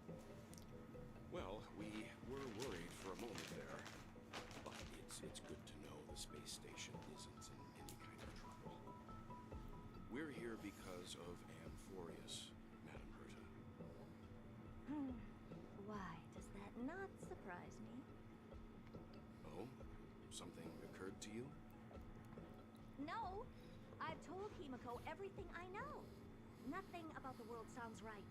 Droidhead has cast their gaze upon numerous worlds in the past, and every one of them is etched in my mind. So how could I possibly not know about it? Perhaps those garden folks lied to you. Anyhow, I've looked up the name Amphorius in the simulated universe. Though clearly irrelevant results have already been filtered out, there's still an unbelievably long list of generated results. Something about how the Divine Amphorius team will swap out their current crest emblem for one in King Bataru's likeness in the next season. I hope that can be of some help to you. We may as well take a look at it. I still don't get it, though. Didn't the Astral Express already depart some time ago? Is that world so incredibly spectacular that it warrants this return trip? Well, that's because we're caught between a rock and a hard place. If Amphorius is indeed inextricably entwined with eons, paths, and even the erudition, we're going to need the wisdom of a genius to help us, especially now that we've seen the planet for ourselves. Elaborate a little on this rock and a hard place you're caught between. We've lost all contact with two indispensable companions since they entered Amphorius. And that's not all. One of our other companions is suffering from a serious and inexplicable affliction. Meanwhile, back on Amphorius, at the private bath chamber. Good thing you're finally up, or that giant's light's gonna give you a sunburn. You've been excited this whole time. Okay, they've been excited for this been this excited for a while now. What did you feed them? More likely they snuck food themselves. They don't seem to need food. Says who? I'm still a cute, tiny animal, alright? But come to think of it, I don't remember when the last time I ate something was. Forget it. You can skip the translation. I can somehow tell that none of the chatter is meaningful. It's almost time. The Chrysos heirs should be finishing up their preparations at the Vortex of Genesis. Let's go witness the core flames return when you're ready. Alright. Meanwhile, back at the ranch.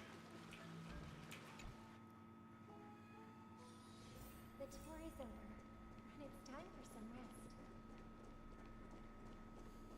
Oh, majesty of the 12 titans, pillars of the world. We seek your divinity to mend the rifts of the world. Fill our bodies with blood of gold, till we wither in willing service to the prophecy.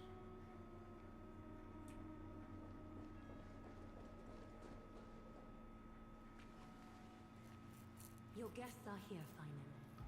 We can begin the ritual now. Okay.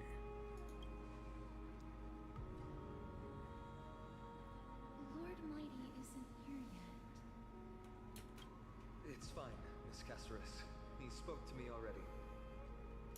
I told him he should be nurturing his wounds, that he shouldn't be worrying about all this comrades once-in-a-lifetime ascension ritual stuff.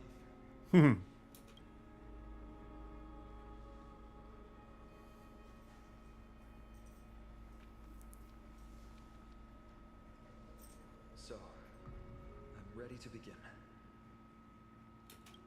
Teacher, show him the way forward.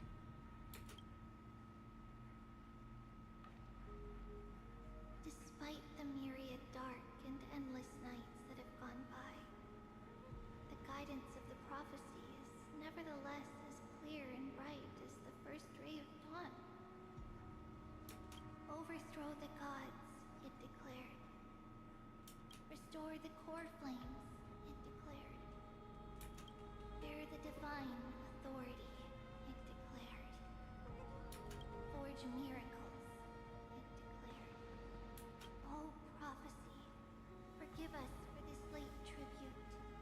We, Chrysos Eris, have striven to start the flame chase journey anew over these myriad nights. The seeds we sowed have finally yielded a good harvest.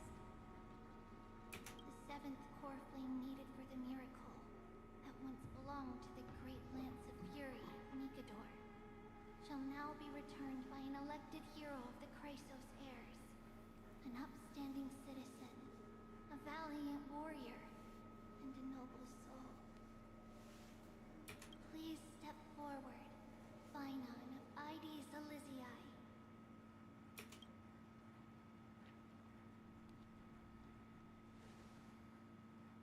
Recite with us. O Majesty of the 12 Titans, pillars of the world, we seek your divinity to mend the rifts of the world. Fill our bodies with blood of gold, till we wither in willing service to the prophecy. Surrender the core flame, Chrysos heir.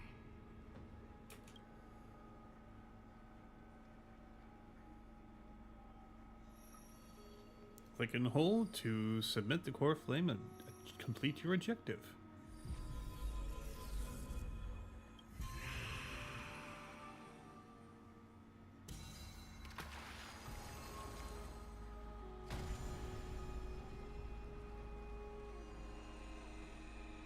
And the heavens turned.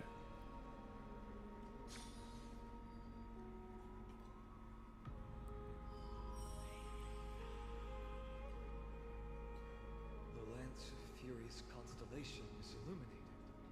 His eyes look a little bit different.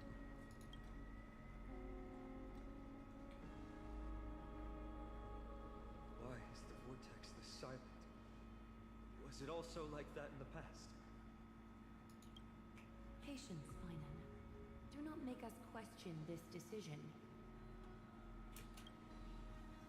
Oh, hello. Lord Naius. I'm afraid he's not the person you know, Castoris. That is a manifestation of the prophecy, an echo of the Titan's divinity. It is here to examine the Titan's successor.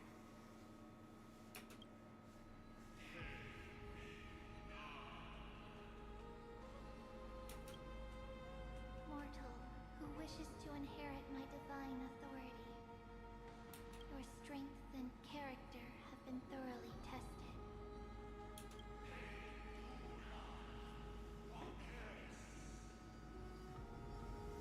Yet your will wavers. If you are to inherit Nikador's relentless fight against the unspeakable black tide,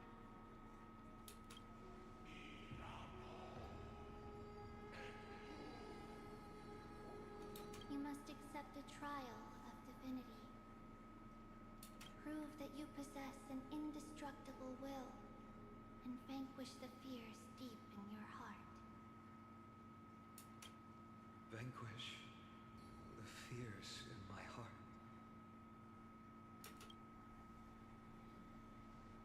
So be it. No matter what obstacles you plan to put in my way, I'm ready to overcome them. Oh, you might regret saying that. For our prophesized tomorrow, I will become the god Amphorius needs.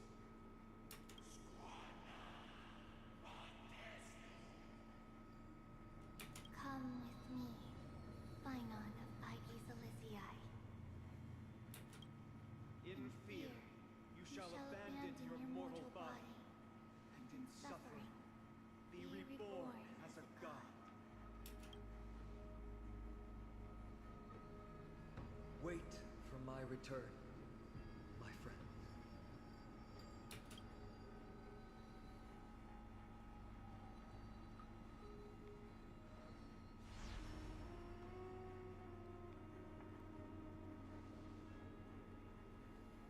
Lord Phynon is gone? He has stepped onto the battlefield to fight a campaign that can only be won by him alone. All we can do is wait and have faith.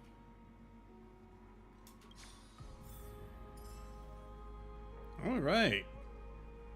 A mysterious ritual. Is there anything? I don't know, but the rest of them, I don't like to sit by and wait for my fate to be decided.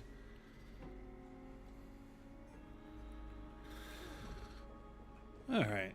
I pray you truly are prepared, Lord Phynon. Did you speak to him? Yes, there was hesitation in his words. The manifestation of the prophecy must have seen this. It saw Lord Phynon's heart wavering. Wherever he is, whatever he is fighting, I pray he makes it through this test.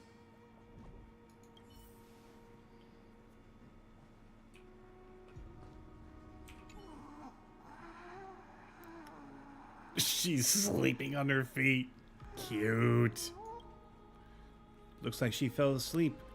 Presiding over this ritual must take quite a toll.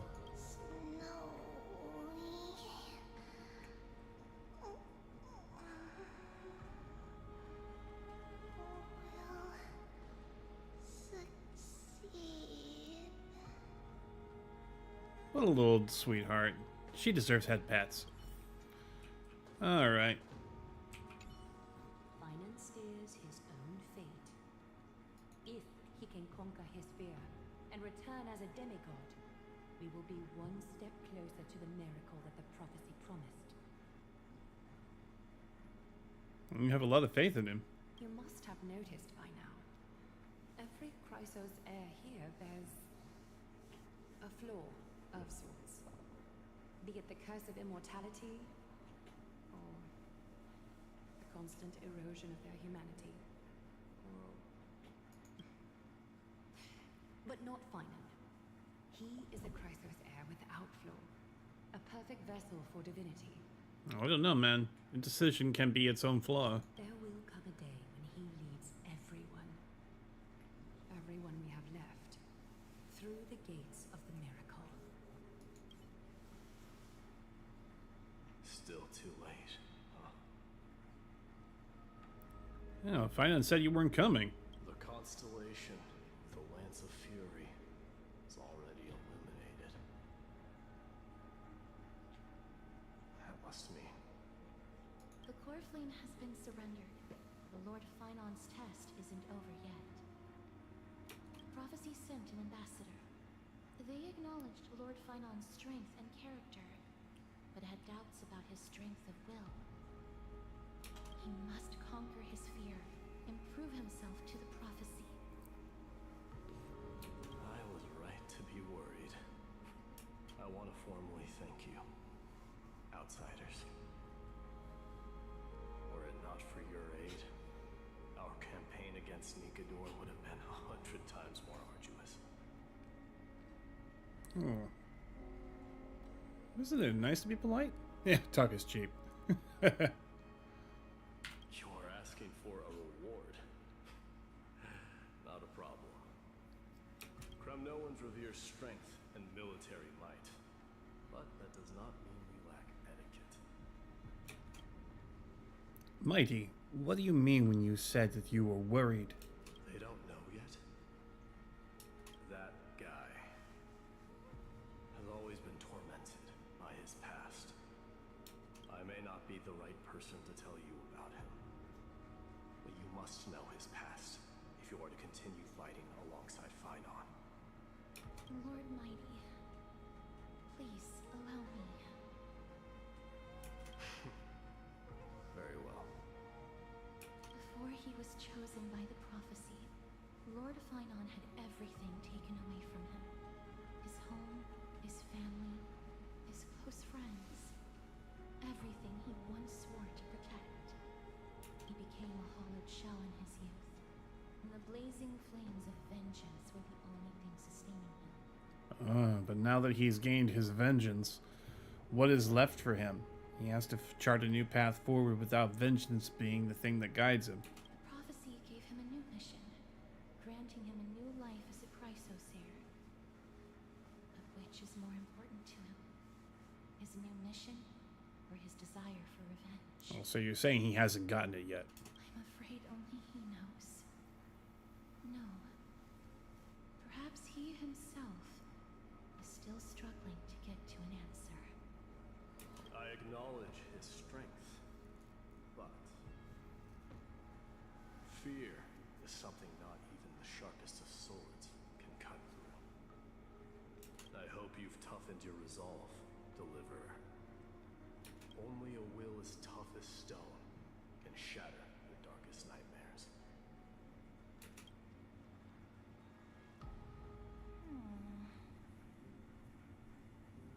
Is something wrong? Don't keep me in suspense. Come on, tell me already. What did you see? I just wanted to get a reaction out of you. Alright, I'll tell you. This card is the Deliverer. Deliverer? What does that mean? The interpretation is really long. Maybe I should just skip it. All you need to know is, this card means you'll be a hero, worshipped by all. You will protect this world and save lots and lots of people from scary enemies with your sword. Do you like the sound of that? But What's the matter? This is a good card. I don't want to be everyone's hero. I just want to stay in this village with everyone I know. Grandpa and Grandma said the outside world is full of bad people. That's why they're always at war. Who wants to save bad people like them? I can be a hero, but only our village's little hero. Well, little hero, if the day comes for us to say goodbye to ID Silizii, could you become a deliverer then? Do I have to leave the village? If something like that happens, someone will have to save the world. Then I'll...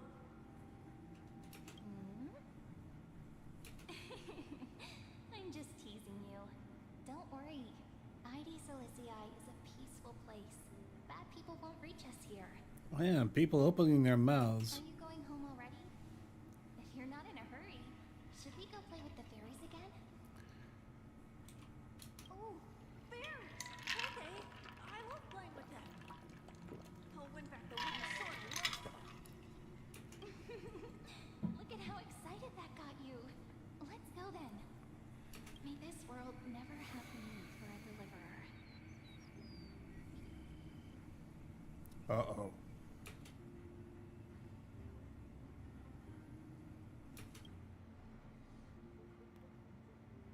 Some systems hours ago, aboard the Astral Express. Pom-Pom, have you prepared our meals already? Of course the food's ready. March isn't feeling well, so Pom-Pom has specially prepared the conductor's special bland meal that'll be easy on her stomach. Can you bring it to her, Himiko? Gladly. Why don't we also get her a... Nuh-uh. No coffee when she's already feeling unwell. I guess you're right.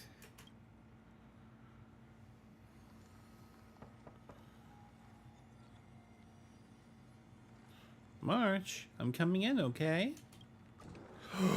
No! She's encasing in 6-phase ice again. No! Not March. To be continued. The tour is over, and it's time for some rest. Alright. Now it's time for the interlude. Yay! Another Eidolon for the Trailblazer. Nameless recollection. In that dawn-kissed city-state, a hero from the Outlands joined the ranks of the Flame Chase. Inspirations born from the journey are to be penned in the pages of a book. Generations fall like leaves. Nameless recollection popped into your mind. Go into the book to record it. Let's write a story. Having become a member of the Flame Chase, now drop that strand of nameless recollection. Oh! Whose visage comes into view? Ah. You know, I think I want to learn about her. Those flame-chasing people, those forgotten stories, as I've written.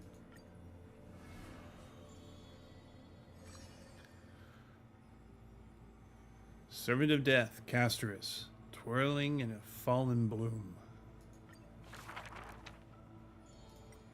No. I see a sword that grants death, a shackle of destiny, next to the silver-haired girl worshipped at Demise's hollow. The sword stained with unknown blood lying shattered and snapped, the shackle chained pale wrists, dotted in thickening rust. The priest asks with a shaking voice, upon whose fingertip will the butterfly perch? The girl never answers, like death itself, wreathed in silent solemnity. People often say that dying is to meet the palm of the hand of shadow, and dreaming is to be brushed by their fingers a little. In the mirages, when the girl petted death, she sees black waterfalls foaming and bellow, pouring down from a chasm in the sky where a solitary tower withstands torrents shallow. When she wakes, she can still feel the water's freezing touch, the cacophonies billow, like the wail of the dead, the howl of beasts, in confusion, delirium, and clamors hollow. The girl's embrace is not meant for the living. Thousands have entered the eternal sleep in her arms, granting to the dead solace and dignity. She mentions a ferocious warrior, She did not go with a smile, but to me she cursed. feared in battle. Oh, life's end, how ugly you are, how despicable. And from that day on she adorned herself. Her dress, white as the radiant moon, became always dotted with flowery petals. For if death cannot be avoided, So says the girl. I wish it could contain beauty more plentiful.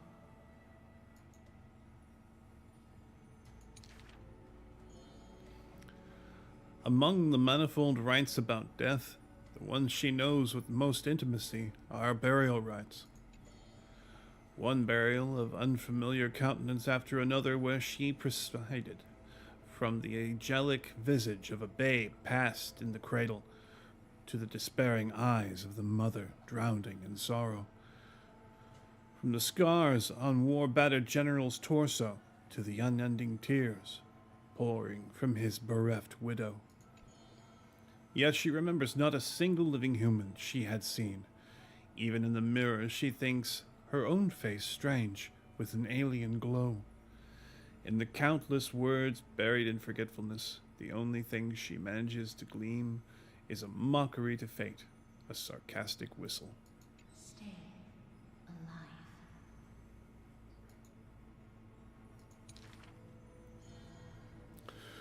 When she cast aside the shackles and stepped beyond Idonia, a deja vu most violent seizes her whole. Did she perhaps conduct some previous escape? Illusions dance across her eyes. She had once drifted in an endless river, then drove her single boat out of the deluge. She had wandered in the battlefield covered in corpses, then recovered the path back to life. Why must she escape over and over again? She knows now the answer and quivers, for it is a ludicrous surmise. The woman embodying death walks this world only because she knows she must stay alive. But alas, at that time she knows not that death is meaningless, and I wish that it would just let me finish. No, you will go back and allow me to read what was written.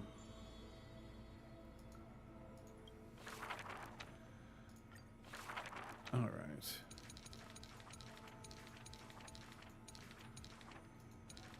All right. That death is not the end. It is only a butterfly landing on a withered branch, utterly meaningless, profoundly trite. All right. Now let's write another story. Let's find out about the triplets. Those flame-chasing people, those forgotten stories, as I have written. Ooh, 2 chapters. The guiding light, the laughter and lament. In a corner of Alchema, the newly arrived traveler stops for a moment. He rubs his eyes. 1, 2, 3. There's 3 identical children? The 3 children have differing smiles. One is beaming, one has a shrewd grin, and one is smiling serenely. Yet each of them looks just as mysterious as the other 2. Stranger, welcome to the Holy City. We will show you the way forward.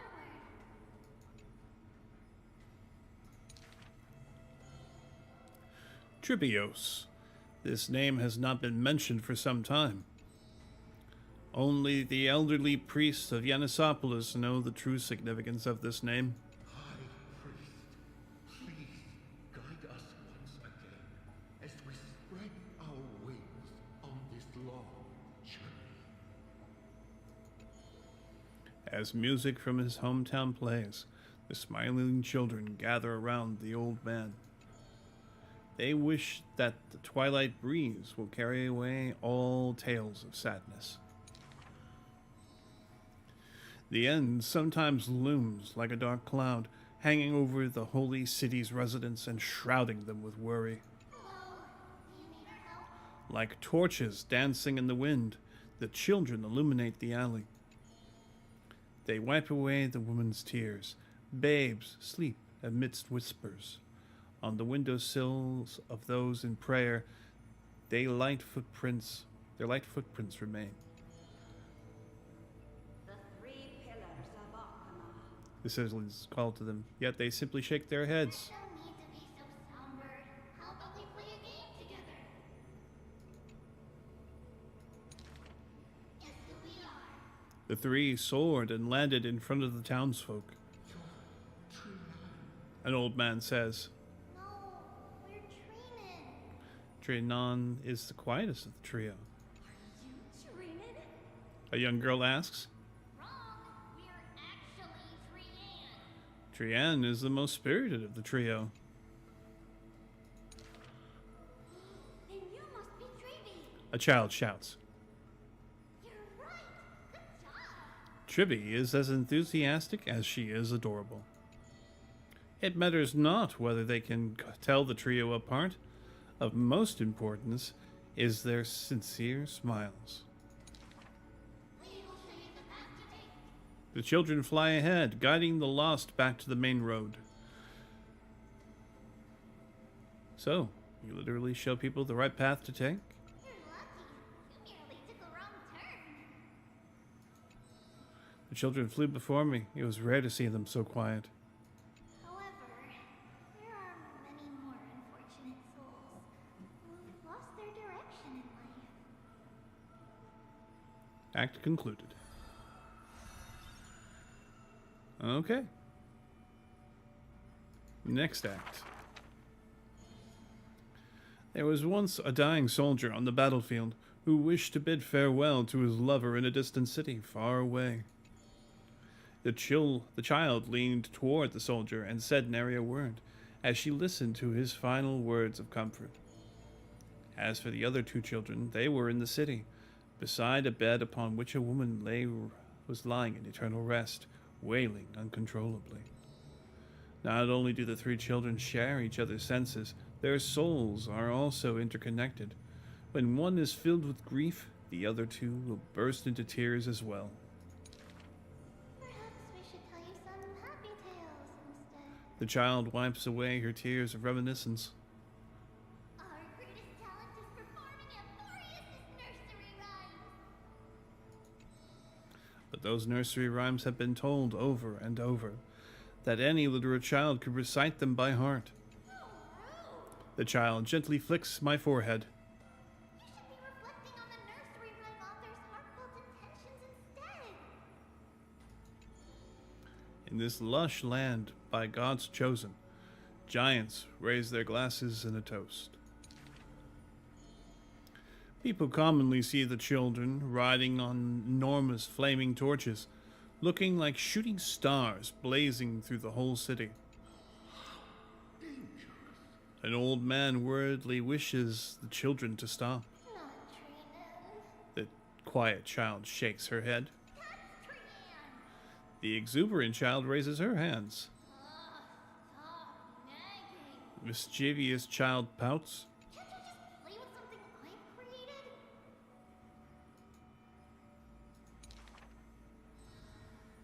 Every child in the world loves to play, and Tripios is no exception. Every child in the world is afraid of pain, yet Tripios tries to act tough. Initially, there were many more of us. The others have merely gone one step ahead. The children swore they were already adults. Yet, when they carelessly hit the city gate, they cried out together in pain. The tripartite prophecy is but a distant ritual, and the Chrysos War a painful dream. Echoes from the gate of infinity occasionally jolt her awake, and the distant travels of her identical sisters sometimes inspire uncertainty within her. A new journey begins only when the previous one comes to an end. Despite time marching forward endlessly, the children always manage to stay true to their hearts. They are all that remains of one another, their senses intertwined, their souls... something.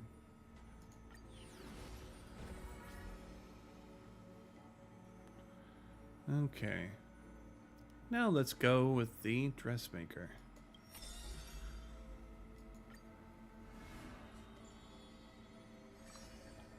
Weaver of gold, Aglaia, seam of thread and cloth, and pity emptiness and regrets.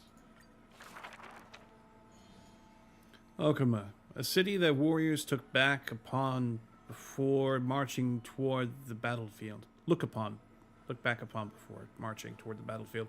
The holy city, the sanctuary of all the citizens. Just as the poets of the cities have sung. The epitome of magnificence, unbounded benevolence.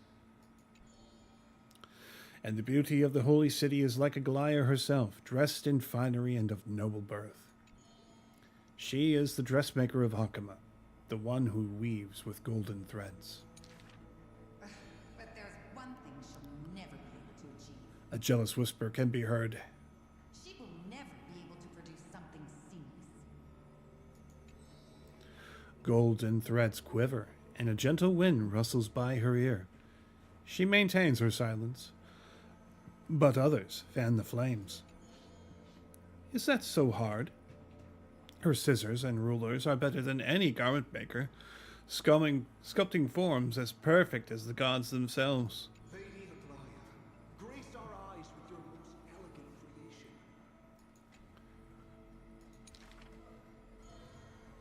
initiating words do not sit well with me, nor do duplicitous machinations. No. Her gaze flits across the stoa, equally regarding every member of the public. They used to wonder, how exactly do her eyes perceive if something is beautiful or not? As with the holy city that's perpetually bathed in light, how do people tell apart cozy mornings and frosty nights? For the weaver, the answer lies in her golden threads. Golden threads of the goddess of romance now serve her as her hands and eyes. The colors of the world, intertwined with the undertones of human hearts, come flooding toward her. Those golden threads are no less prideful than the master they now belong to. As long as the thread has formed, it is enough to craft seamless finery. Be it stitched finely and tightly, or cut cleanly with a single stroke. Hardly a challenge. None of these pose a challenge. The rhyme rolls off like seams, like soft sigh from lips. The one who weaves gold gazes past me, fixed on something much farther. The network of threads that entwine all between the heavens and the earth. The only challenge that she relentlessly dedicates herself to is weaving the fate of Arkham into a flawless, seamless outcome. Alright, that's one. Now for Act 2. A long line stretched across the square, merchants and shopkeepers and even high society elite, all lined up together without distinction. At the head of the line was the path to Aglaya's abode.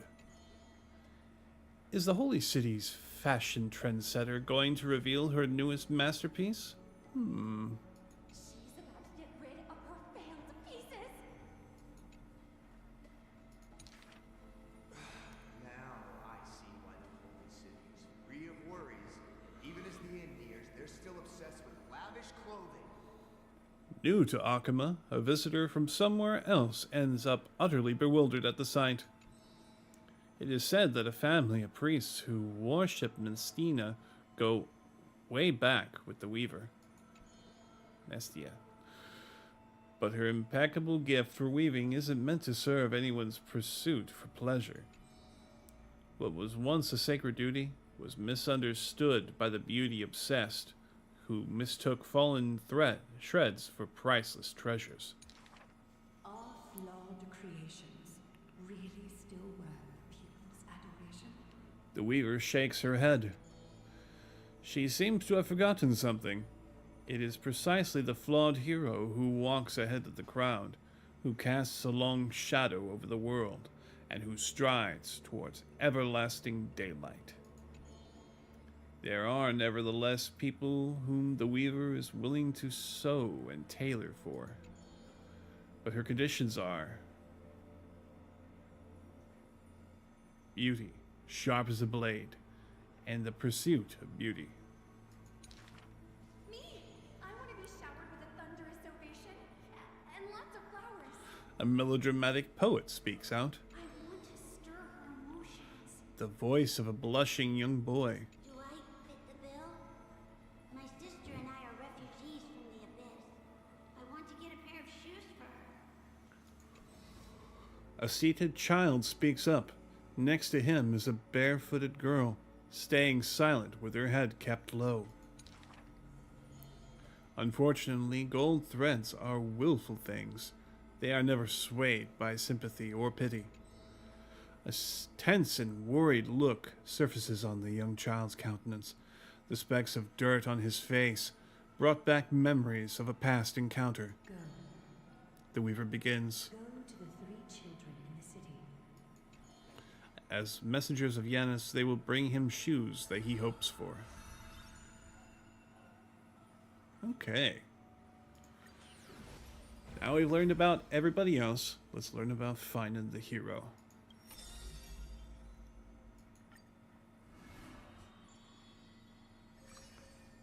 The nameless hero. That lost voyage. In Emphorius, untitled statues are a prevalent sight. As for the inspiration behind these statues, they are said to be the clay figures that Kephili made at the world's creation.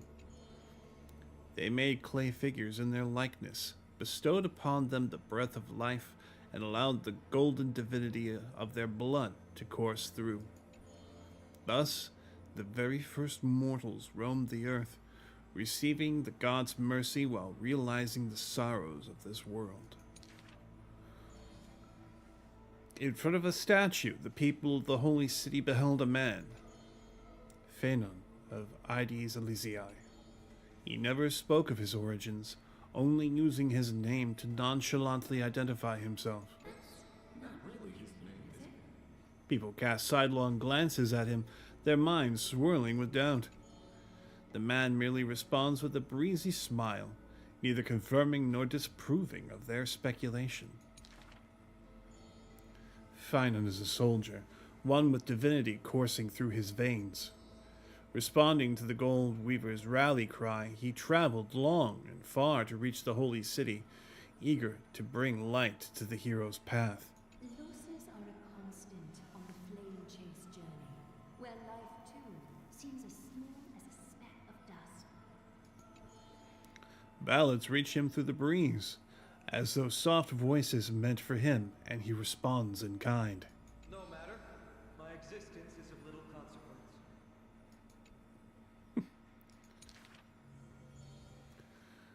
Ides Elysiae, the man's hometown, shrouded in secrecy just like his past.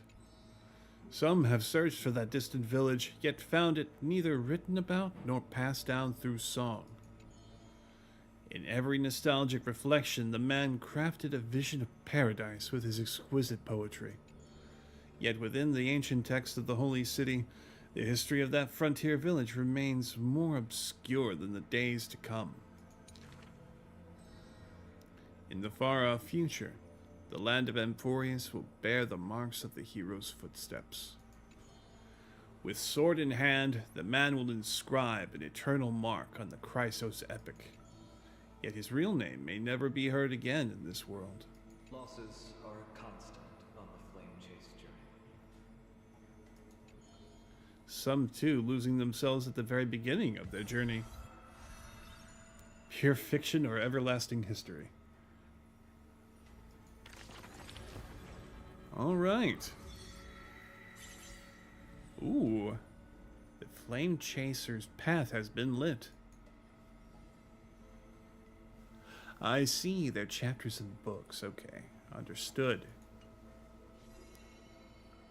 Alright. Solomon, I've been wondering, did you used to take breaks during your travels? I believe in a work-life balance. It seems like Emphorius' hectic days are winding down.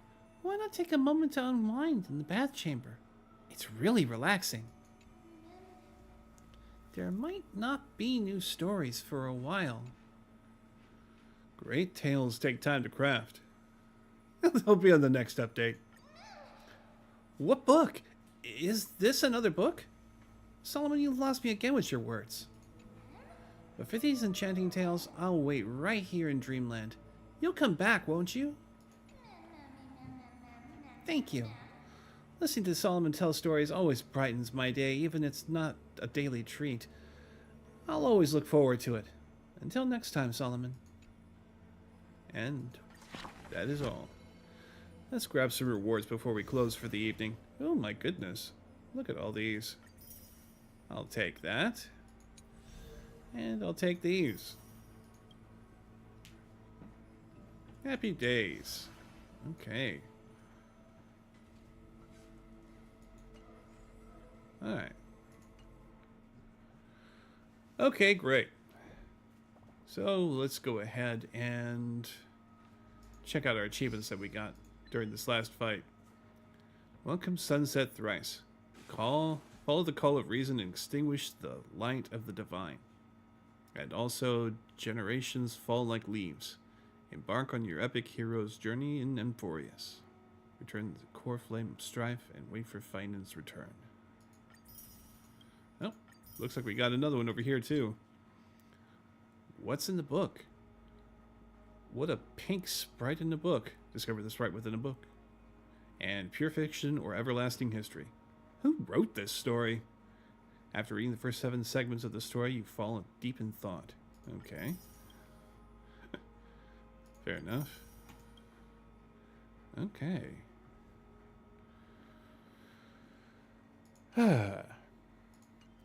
Alright, everybody. I hope that you had fun. I know I did. We'll pick this up again some other time. Let's see now. What to do for next time? I honestly don't know. Maybe we can do some story content for Wuthering Waves, or maybe we can do some, I don't know. Maybe